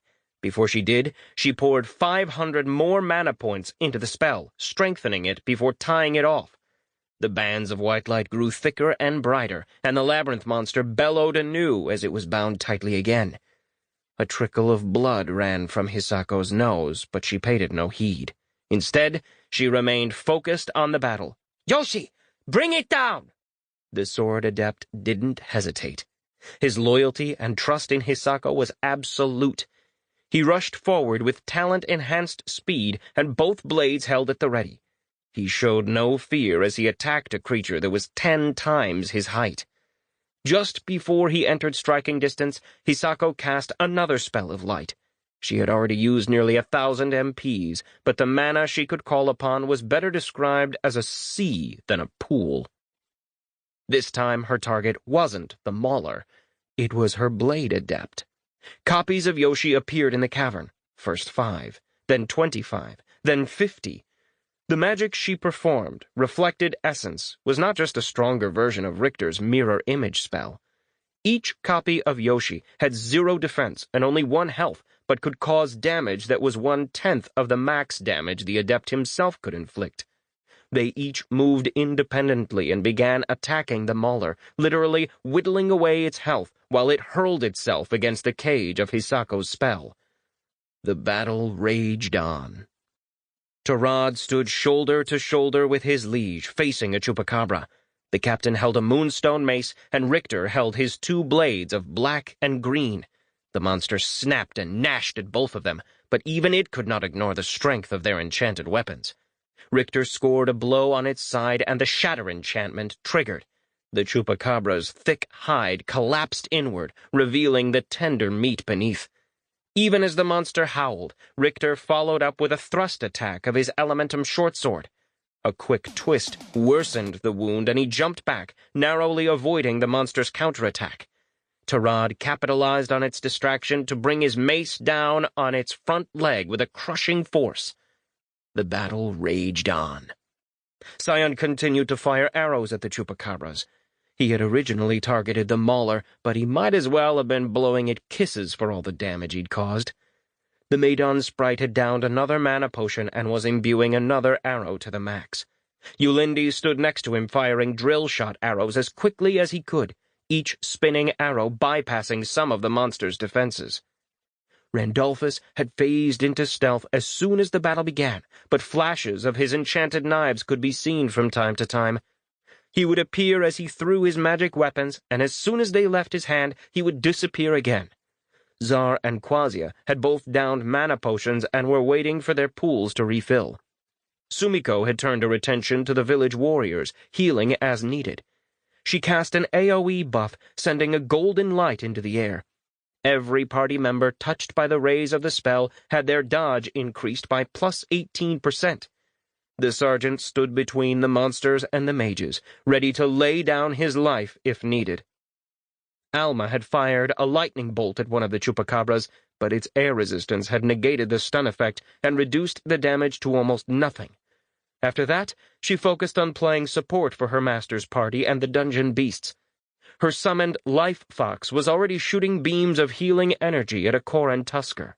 Sion's imbuement maxed out as his mana pool depleted. A second before he fired, the Mauler raked its giant claws against the ribbons of light that held it in place. 3 of the magical bonds snapped in two. One arm was now completely free, which let it counterattack against Yoshi and his copies. In one sweep of its giant arm, it destroyed 12 of the false images at once. Hisako's heart paused until she saw the others still moving, which meant the real Yoshi was still alive. Against the Mauler's attack, even the Sword Adept's armor and skills might not save him from sudden death. "Yoshi, move!" Scion shouted. The half-sprite and his clones jumped away from the Mauler, and Richter's companion unleashed hell. Prior to the battle, the Chaos Seed had handed this arrow to Scion, affectionately dubbing it the Showstopper. An arrow tipped with a cobalt head shot through the air. Its exquisite quality, coupled with Crom's new talent, enchanted smithing, had given Richter 59 enchantment slots to play with, and oh, how he'd played! The missile was enchanted with level 2, rank 5 sonic damage, and level 1, rank 3 dark attack. That meant Scion had just fired plus 22 points of enchanted damage, plus 12 points of arrow damage, plus 19 points of bow damage, and an insane plus 213 points of imbued force damage. Richter had told him that when you just absolutely positively had to kill the biggest motherfucker in the room, you should accept no substitutes. The arrow split the air and homed in on the Mauler's face. It struck with a resounding boom that set every living creature's ears ringing. The Mauler screamed in pain for the first time. Richter's entire party held their breath, praying that the monster would fall or had at least been critted. Instead, the Mauler activated a second hidden ability. Even as the massive crater in its face rained down blood and gore, a red aura surrounded the creature as it triggered rage. The hearts of every one of the dungeon's defenders dropped as the creature tore through the last of its magical bonds. It would be free in seconds.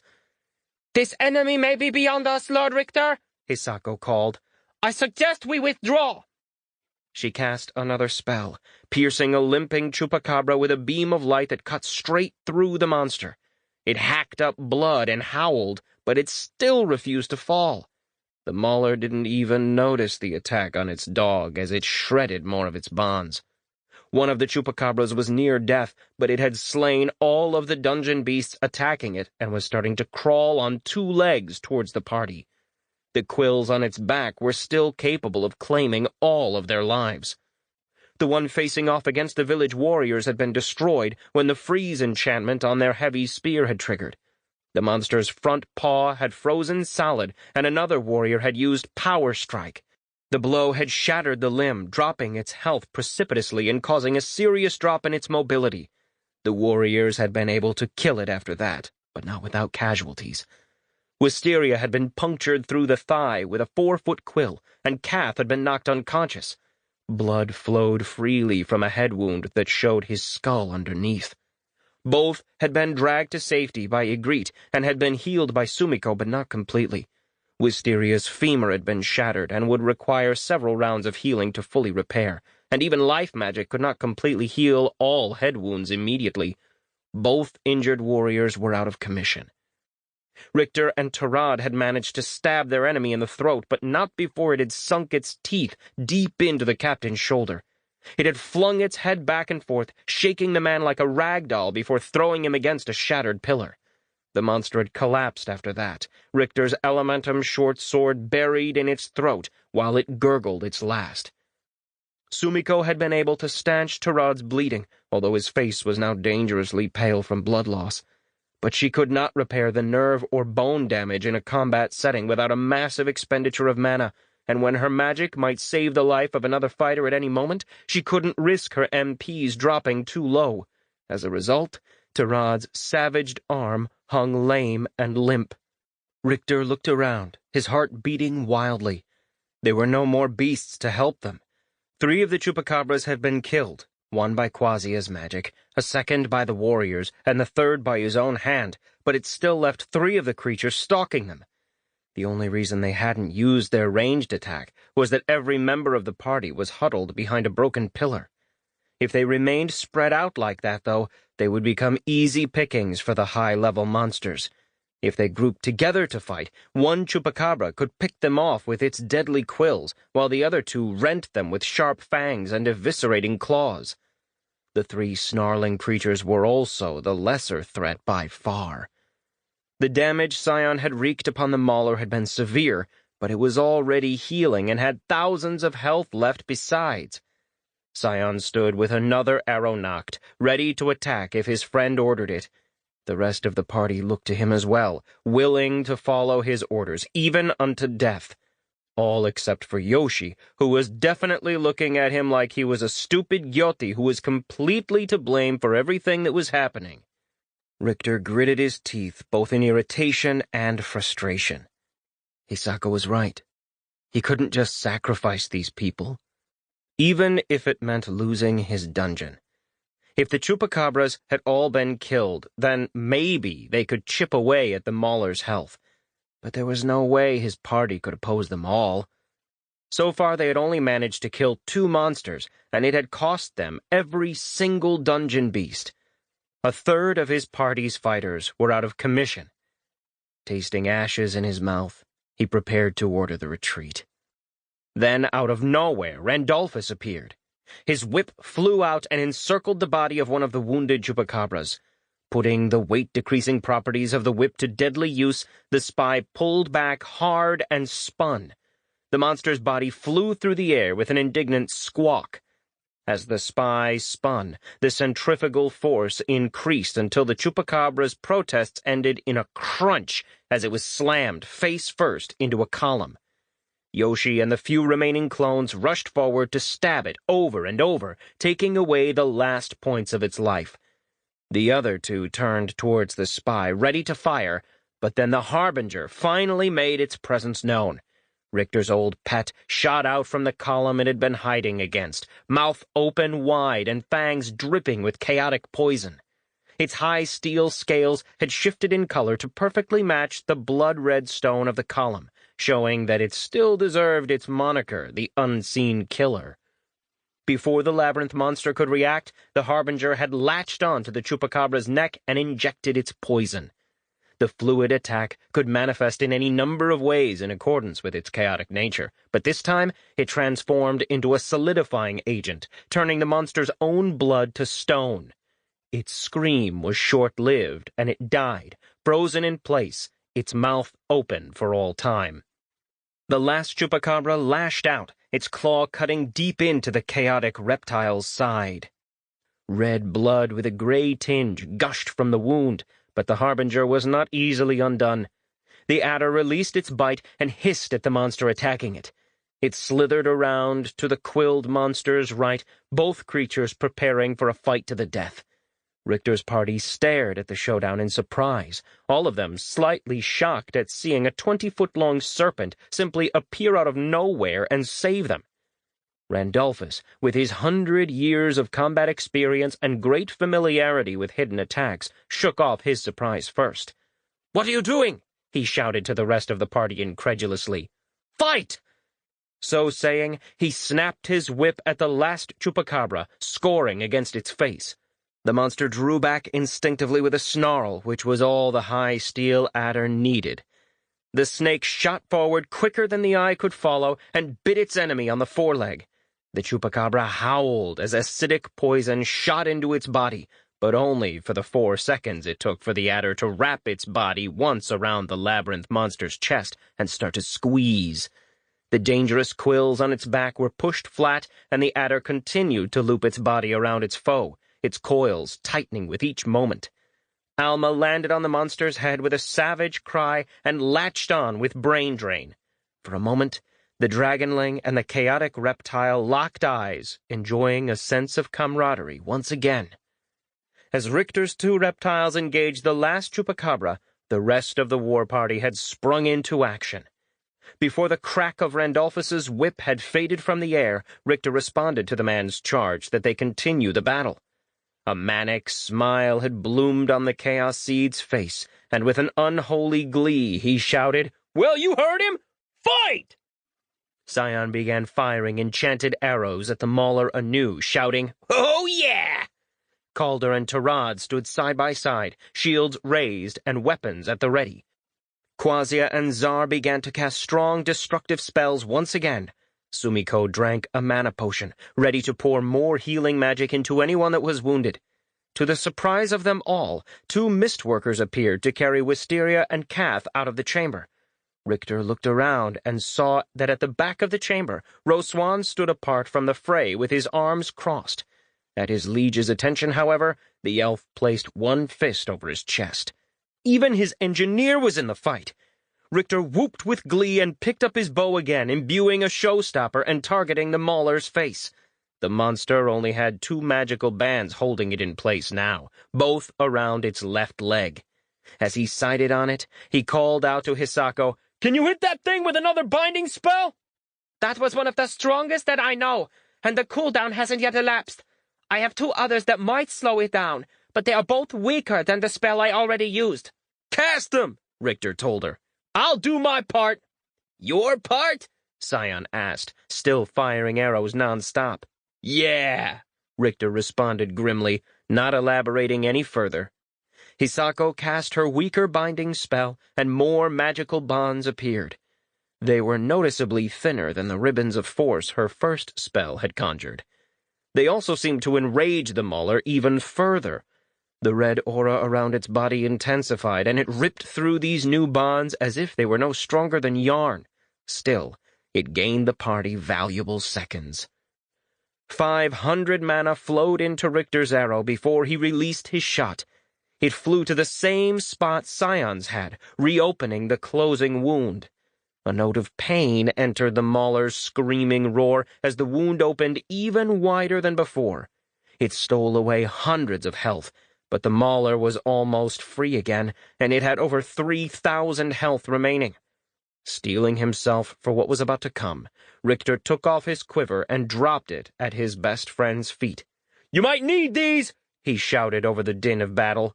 "What are you doing?" Scion repeated, never lightening up on his rate of fire. Richter paused for a single moment, affixing his friend with a smile. He cast Weak Haste and downed his last mana potion. Scion spared him a concerned glance, a troubled realization growing in his eyes, but it was too late. Richter was gone. As the Chaos Seeds sprinted towards their enemy, he called out, "Don't worry! Depending on your perspective, this is the easy part!"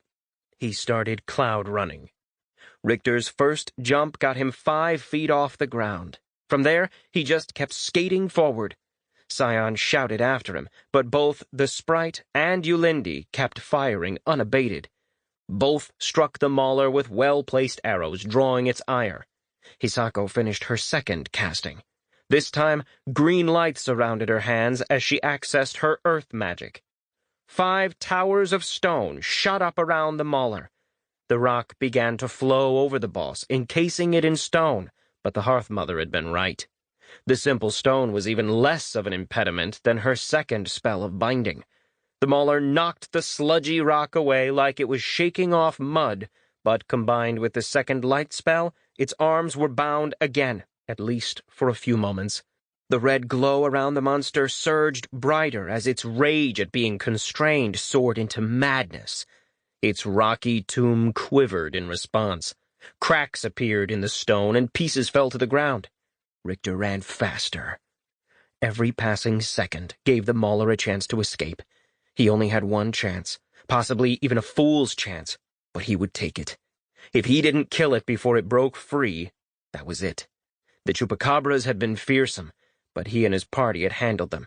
This thing, now that it was enraged, it would slaughter them all. Richter circled around slightly to the left so he could approach the mauler from behind. Downing a stamina potion on the run, he started jumping.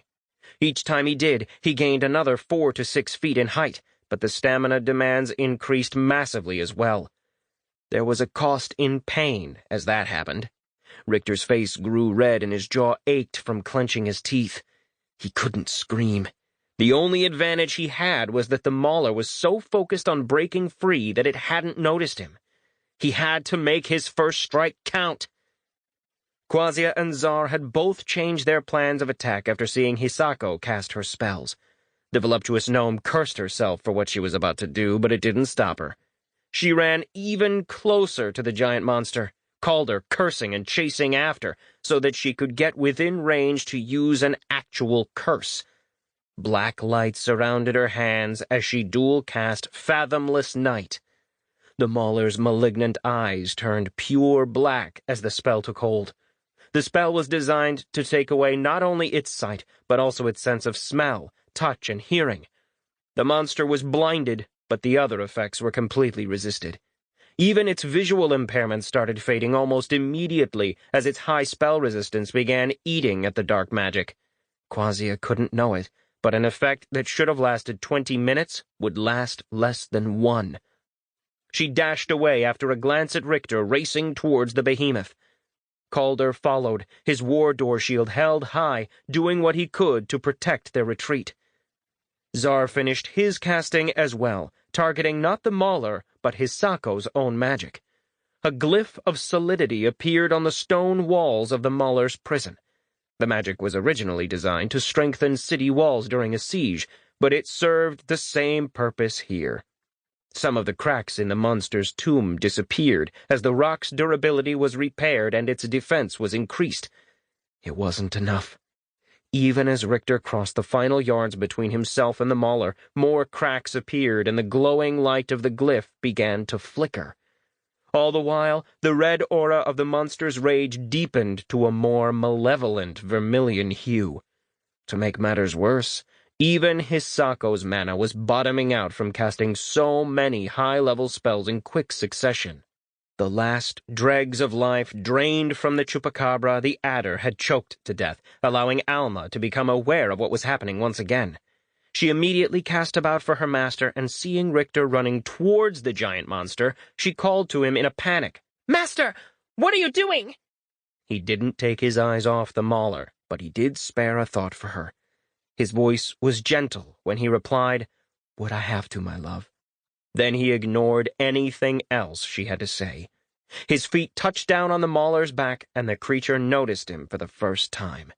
It redoubled its efforts to free its arms, and a crack appeared in the side of the stone tomb that ran the length of its cage. Richter smiled with malicious anticipation.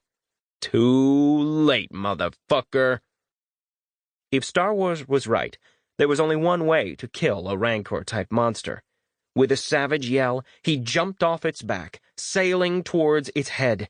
His cloud-running skill activated, letting him almost fly through the air with black ice held in both hands.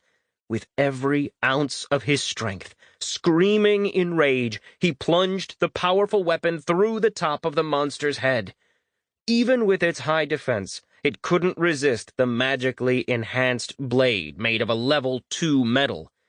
The entire weapon sank through its head and exited through the roof of its mouth while it screamed in pain. Richter grinned in intense satisfaction. He'd done it!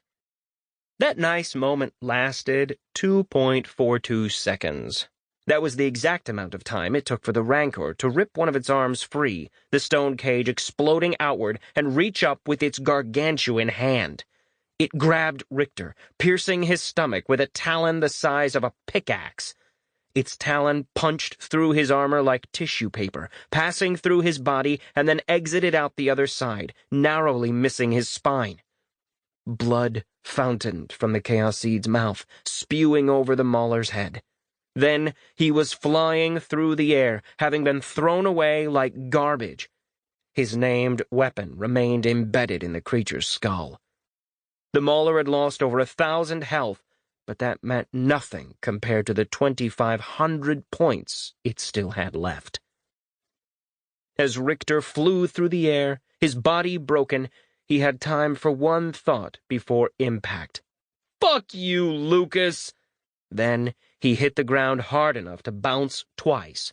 Darkness overtook him. Alma sped through the air, ignoring the Mauler that had now gotten a leg free as well. The labyrinth monster stared death at the creature that had hurt it, a creature that just so happened to be her master. "Stupid, stupid, stupid!" she thought to him with a cry. Her little heart broke at seeing blood run out of him so fast. The dungeon drank it greedily, finding that it had a particular taste for the Chaos Seed's life essence. Tears leaked from Alma's eyes as a golden glow surrounded her quivering body. She cast Weak Slow Heal, Minor Slow Heal, Minor Stabilize, Summon Weak Life Wisp, and Summon Weak Gold Fox in quick succession. Her mana dropped by 265 points, but that was nothing compared to her total mana pool of almost 1,000. A roar sounded behind her as the mauler got its other arm free. Only one leg was still bound. She didn't care. Richter was her life, and she would gladly sacrifice her own to save his. Perched atop her master's chest, the cat-sized dragonling hissed at the gigantic monster, warning it to stay away. Healing magic slammed into Richter's body, and impossibly, the bowling ball-sized hole in his body began to close. Yulindi and Scion abandoned their useless barrage and raced towards Richter's prone form, hoping they could save him. Calder stared after them, yearning to run to his liege, but the soldier was a consummate professional and did as he had been ordered, protecting Quasia and Czar. Both casters were suffering from spell fatigue, having overexerted themselves with their strongest magics. They could still cast, but their concentration had taken a serious hit, making spell miscasts much more likely. Yoshi remained with the Hearth Mother, who had downed another mana potion and was starting to cast one of her strongest spells. Sumiko was pouring healing magic into the injured as fast as possible, but though she had initially been able to heal the wounds caused by the chupacabras, the wounds had begun to fester. All three melee warriors, Tarad, and even Randolphus had black lines spreading from their wounds. Whatever had been in the monster's bites and claws acted like a poison and a blood thinner. No sooner had the bleeding in one stopped than it began in another. Their health was falling so fast that she was having to hopscotch between patients. The healer frantically waved at Roswan, who was still standing near the portal to the entrance chamber. More mist workers formed and began to carry the wounded to safety. She downed her last mana potion, even as she poured more magic into prolonging the lives of the wounded. The sprite cast a worried glance at Richter's body across the cavern, but the mauler was almost free. She wouldn't help anyone if she rushed forward and was killed by the creature. Instead, she stayed with her patients, saving the lives that she could, and telling herself that even if Richter died, he would be reborn. The tears falling from her eyes gave lie to the false comfort. Yoshi stared at the mauler as it finally freed itself. He had already decided that if it got close enough, he would trigger his strongest attack, Flurry of Blades. For 3 seconds, the damage and speed of his attacks would increase dramatically. The attack drained 45% of his max stamina and would probably have no effect against the mauler, but it might give Hisako the time she needed to escape. He had taken a small wound from the chupacabra as well, and blood ran down his side even as magical poison ate away at his organs.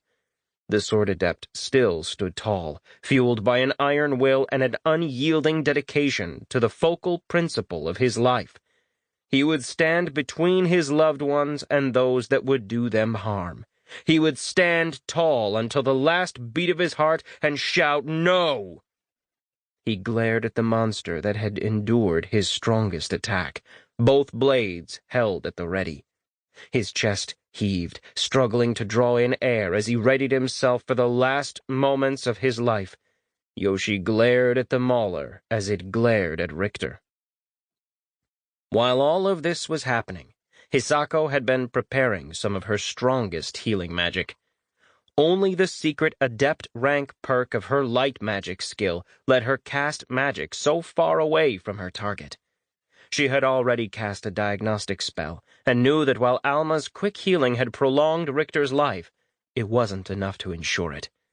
A roar almost made her miscast, but she finished her spell, sending a bolt of healing energy at her ally that was 1 part life-saving, 1 part electric shock. Even though she finished her casting, her face drained of blood, the mauler was free, and her spell had drawn its attention. It had abandoned its focus on Richter and was coming straight for her. Hisako used almost all of her remaining mana to summon a protective wall. It was the same spell of golden light she had used to defend against the bugbear attack months before. The shield was 10 yards wide, 10 high, and 3 deep. The spell was active, so she could feed more mana into it, but it also meant she would suffer horribly if the spell form was destroyed. "Wake up, Master! Wake up!" Alma had been screaming into her master's mind. Her voice could not reach him, but Hisako's electrifying healing magic made him feel like he'd just been jump-started by a car battery. His wound healed completely, and pain shot through his heart. As Alma screamed as loudly as she could, "Master, wake up!" His eyes shot open, and he sat up abruptly. "Ah!" Richter screamed, grabbing at his heart. "Who's been dancing on my chest?" he shouted, looking around wildly. He had lost a massive amount of blood, and his wits were addled, but the mauler's roar brought it all flooding back. His hand shot down to his abdomen, expecting to find a bloody hole. Instead, his fingers found only tender, unbroken skin. It didn't escape his notice that there was a bowling ball-sized hole in his chest armor. "Richter!" Hisako screamed. "We need to leave! I cannot hold it back!" Putting proof to her belief, the mauler attacked. That very first blow made cracks in the transparent gold barrier, and Hisako felt it like a spike into her brain. Another blow shook the shield, and a small vessel in the Hearth-Mother's eye exploded, flooding the white orb with blood.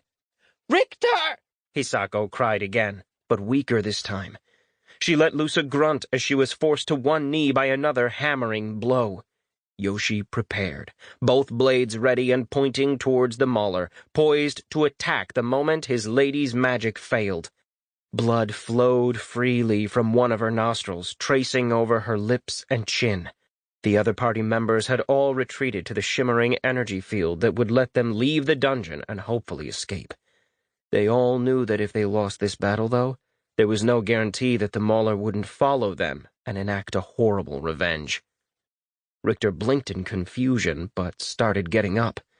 Hisako called out one final time, her voice cracking as her mind was overwhelmed, feeding mana into a defense that was too weak to withstand the fury of the behemoth before her. "This reptile is beyond us!" she cried as she collapsed to the ground.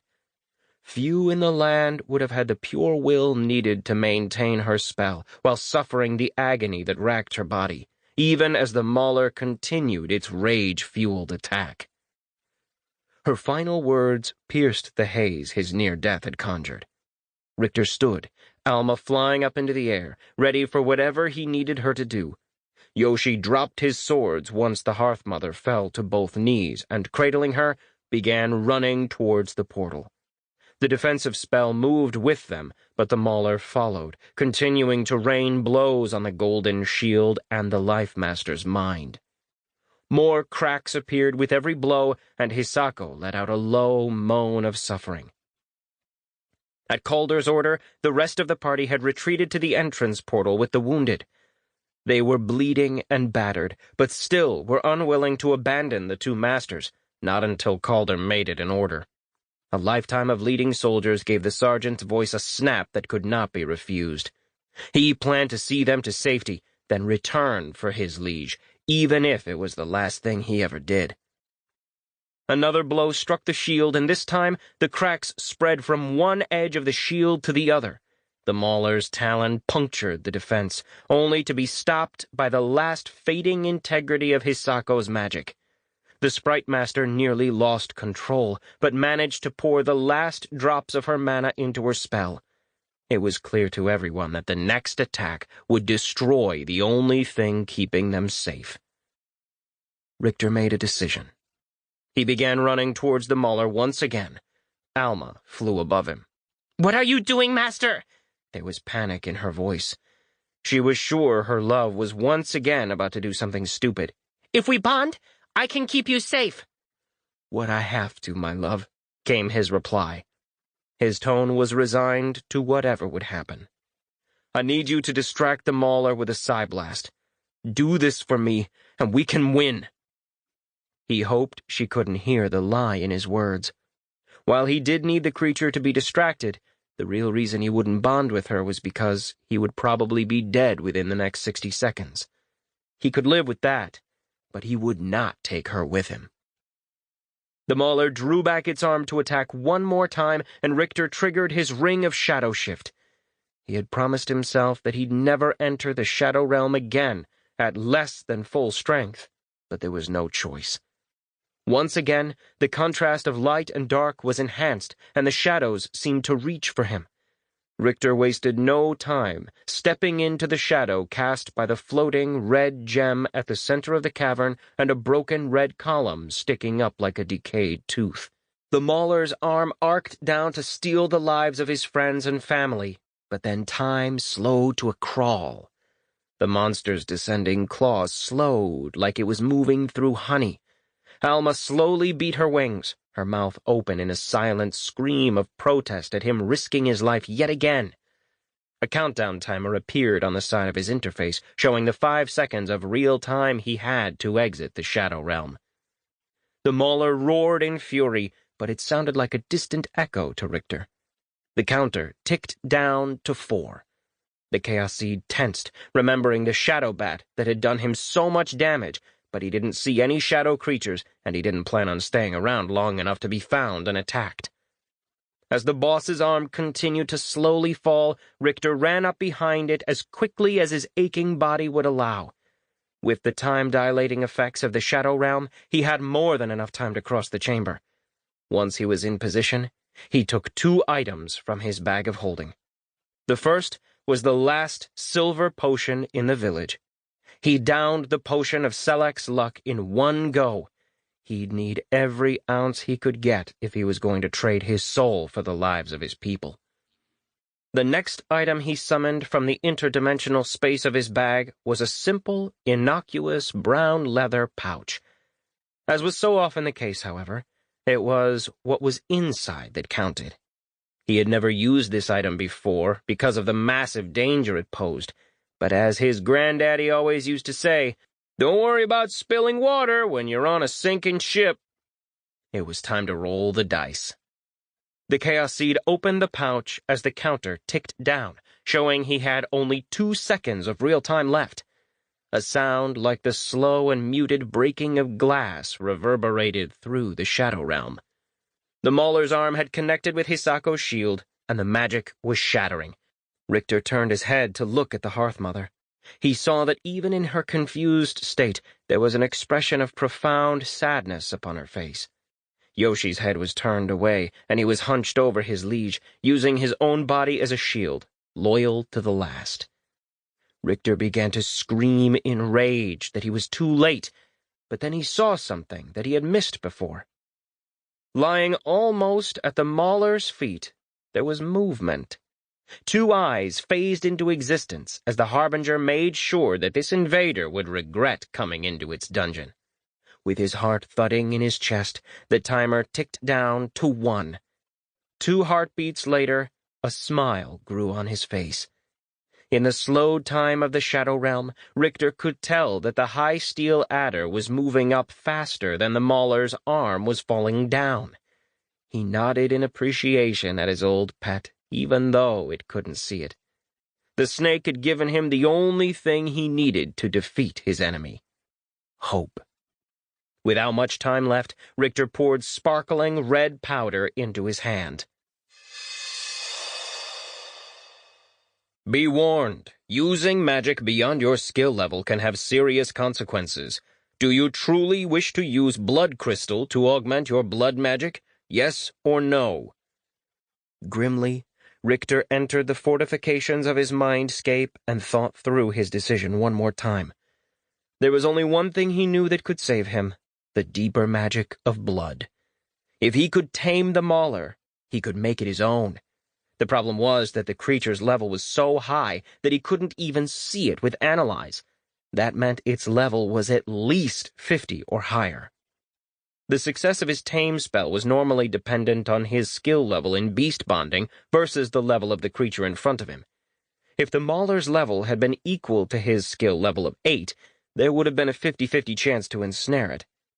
In the best-case scenario, if the Mauler was level 50, he would have a 14% chance to win. The only thing that gave Richter any hope was his own dragonkin nature and his bond to Alma. They gave him another plus 20 and plus 14 levels when taming a reptile. It could increase his chances to almost 50% if the Mauler's level was as low as he prayed. Richter knew that wasn't the case. That was why, in this realm of shadow, he was preparing to risk his very sanity. There was one way to make his blood magic stronger, but there would be a cost. When Scion had shown him the patch of blood crystal growing in the crystal garden, Richter had known it was powerful. The prompt he'd gained had proved the same, but as with all things in the land, power and danger were close bedfellows. He had already lost himself once to the fury of blood magic. What would happen if he used the red crystal to greatly magnify its effect? How could it not increase the cost as well? This fear was why he had never used the blood crystal before. He had been content to simply wait until his skill was higher before he tried to tame stronger monsters. As the countdown ticked down to 1, though, he knew his time had run out. Richter looked at the prompt again and chose yes. The blood crystals rose from his hand and formed a mini tornado. It flared slightly, as if lit by unseen lightning, but even this light was muted by the shadow realm. Before Richter could do anything, the crystals shot into his eyes, nose, and mouth. The whites of his eyes grew blood red, and his hands began to tremor uncontrollably. In his mindscape, Richter's avatar saw a tidal wave of blood sweep over the surrounding forest and break over the village. It covered everything he could see in thick, red liquid, reaching almost to the ramparts of his mental fortification. If not for the defenses he'd created with Alma, he would be drowning in rage and emotion. Though it was just a mental construct, Richter couldn't help but shiver at hearing the lapping of the blood waves. You have used blood crystal to augment your blood magic. The plus 25% boost to your blood magic spell power is increased a further plus 25% as this crystal was grown from your own blood. Know this. A blood coven has noticed that higher blood magic has been accessed. They seek the one who infringes upon their domain. Know this. Your necklace of scry defense protects you from their tracking magic. Power surged through him. His blood magic flared in his soul, demanding to be used. It was only his mental defenses and his self-awareness skill that allowed him to retain his sense of self, that allowed him to remain free from the unfettered emotion of the deeper magic. Not much time remained for him to stay in the Shadow Realm. Sighing and praying that he wasn't about to become a red smear on the ground, he stepped into a nearby shadow cast by a pillar. The pouch he had taken from his bag of holding had contained 2 measures of blood crystal, meaning 1 still remained. Even in this time of great need, he wasn't sure what the item would do to him. Now that he saw the ocean of blood that had almost overcome his mind using just 1 dose, he couldn't bring himself to use the second.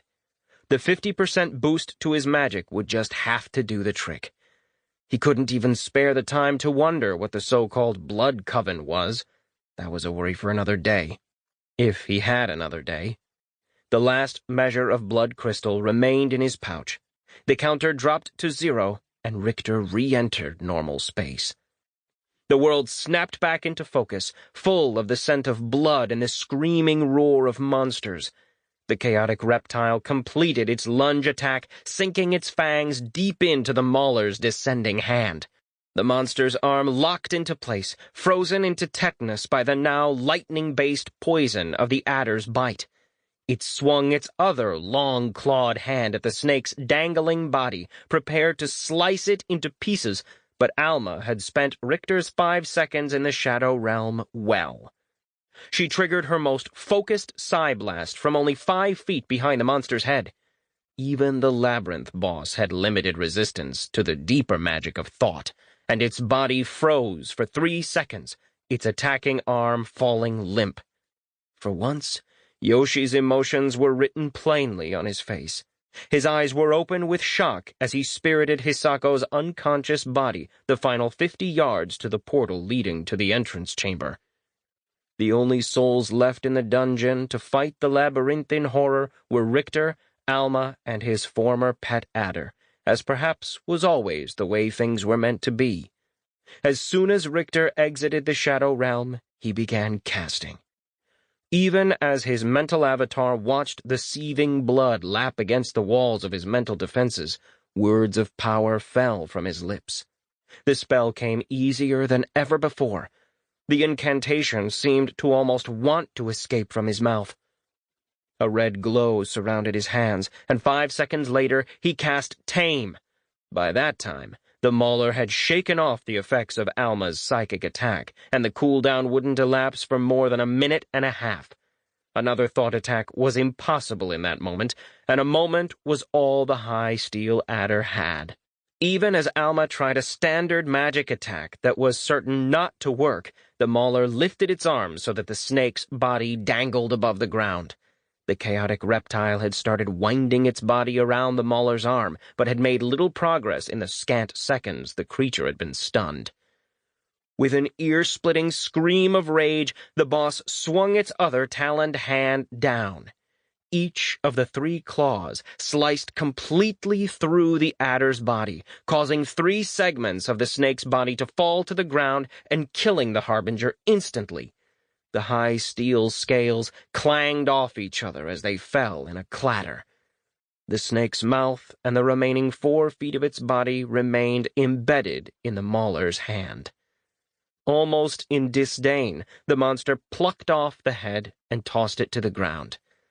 That was when it noticed the red glow. Richter had not wasted a moment since leaving the Shadow Realm. When the Mauler lifted its arm to strike the Harbinger, he had already laid a hand on its back leg and prepared to use his blood magic.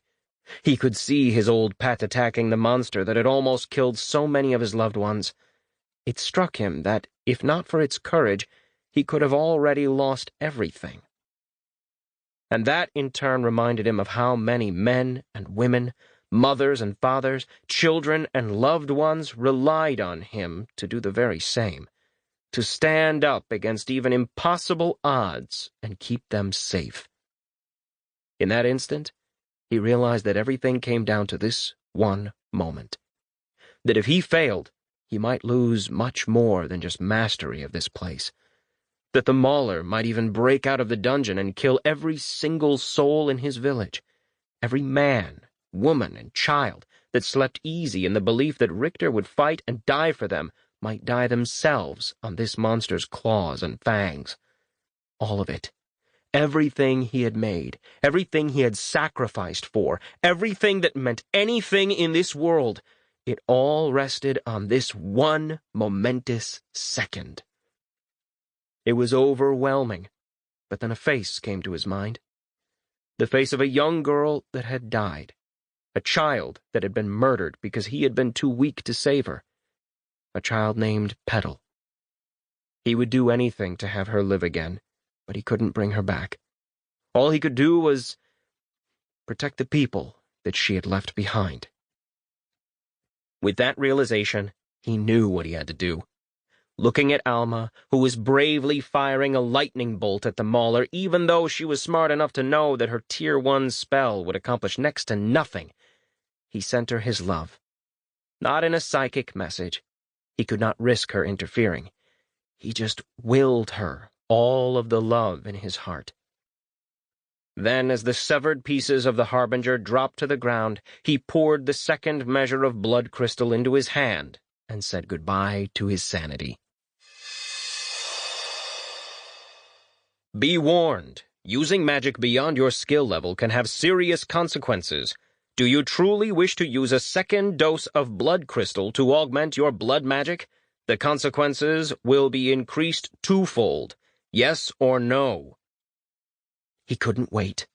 He couldn't be logical. He couldn't let the fear that he had pushed down rise up again. He chose yes. The crimson whirlwind formed again, and he had time for one last thought. This time, he did share it. Alma, I love you.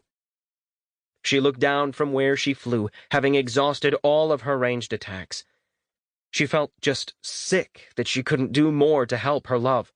The dragonling had even considered getting close enough to claw at the mauler when she heard the sorrowful tone in Richter's thoughts. Her heart dropped, though she did not know why. "Master?" She was just in time to see the blood crystal fly into his nose, mouth, and eyes. Richter's body shook for 1 second, shocked by the pure power flowing into his mortal frame. In that moment, she checked on his mindscape and saw the beautiful setting she had sculpted was drowned in hot red blood. Only the top of Richter's mental defenses remained above the flow, and that by only a few feet. Her hyper-intelligent mind immediately connected the dots. Why he had refused to bond, that the swirling cloud of red dust must have been blood crystal, and that he had already used 1 dose. A whoosh sound caught her attention, and she saw a second tidal wave of blood approaching Richter's mindscape, one that would drown him for sure. Even as her physical body started flying down towards him, her mind reached out, prepared to dive into his mindscape. She knew she could never reach him before the raw id of the blood wave took control of his consciousness, but she had to try. She would even have joined him in that madness, except for the look on his avatar's face. He was looking right up at her with an expression of love and acceptance, 1 hand raised, telling her not to come for him. That was the last sight she had of him before the wave of hot, salty blood, twice as large as the last, struck his avatar with crushing force. His mind, everything that defined him, was drowned in raw emotion. The time-stretching effect of his mindscape made it seem to Alma that her master was consumed by the blood wave almost in slow motion, but it actually took less than a second for Richter to lose control. When the mauler noticed the red glow behind it and bent down to look between its legs, Richter had already laid his hand upon it. By the time the semi-sapient creature registered that this was the man who had hurt it, a savage grin found its way onto Richter's face. As it started to reach down with a roar of anger, talons poised to pierce the Chaos Seed's body, Richter had already dismissed the prompts telling him the effects of the second dose of blood crystal. You have used a second dose of blood crystal grown from your own blood to augment your blood magic. The previous plus 50% boost to your blood magic spell power has been increased to plus 100%. Know this, a blood coven now knows of your existence and may recognize you by your magical signature. Know this, your necklace of scry defense protects you from their tracking magic. The mauler's hand reached down to savage the man that had caused it so much pain, and Richter looked back with no concern at all. He just stood there with that easy smile on his face. The monster was his. There was no other choice. There was no other way. There was no future in which Richter's will was not made manifest. He triggered his blood magic, and the energy in his hand flowed into the monster. Time seemed to not just slow, but actually stop. The mind of the mauler struggled to stay free, but against the unbridled passion of the Chaos Seed and his diamond-strong belief in his own power, it could not endure. The silent resonance that he had already been expecting wrung both of their souls and tuned them to ring as one. The major notes of Richter's soul commanded the minor chord of the mauler. Until their frequencies once again fell out of sync, the monster would follow his commands. The mauler's arms quivered, only a few feet away from him, but literally unable to harm its new master. Richter had won. The monster was his. Let the land itself shake in fear at the rumble of his passing. He was Richter. He was Lord. He was God! Richter made eye contact and established a mental connection with his new pet. He could feel its anger and hatred walled off behind a lattice of blood magic that would last for the next 48 hours. The Tovut Mauler was his. It was silent in the dungeon. The iron tang of blood and the corrupt scent of filth were thick and heavy on the air. Richter surveyed the devastation on the battlefield with supreme satisfaction.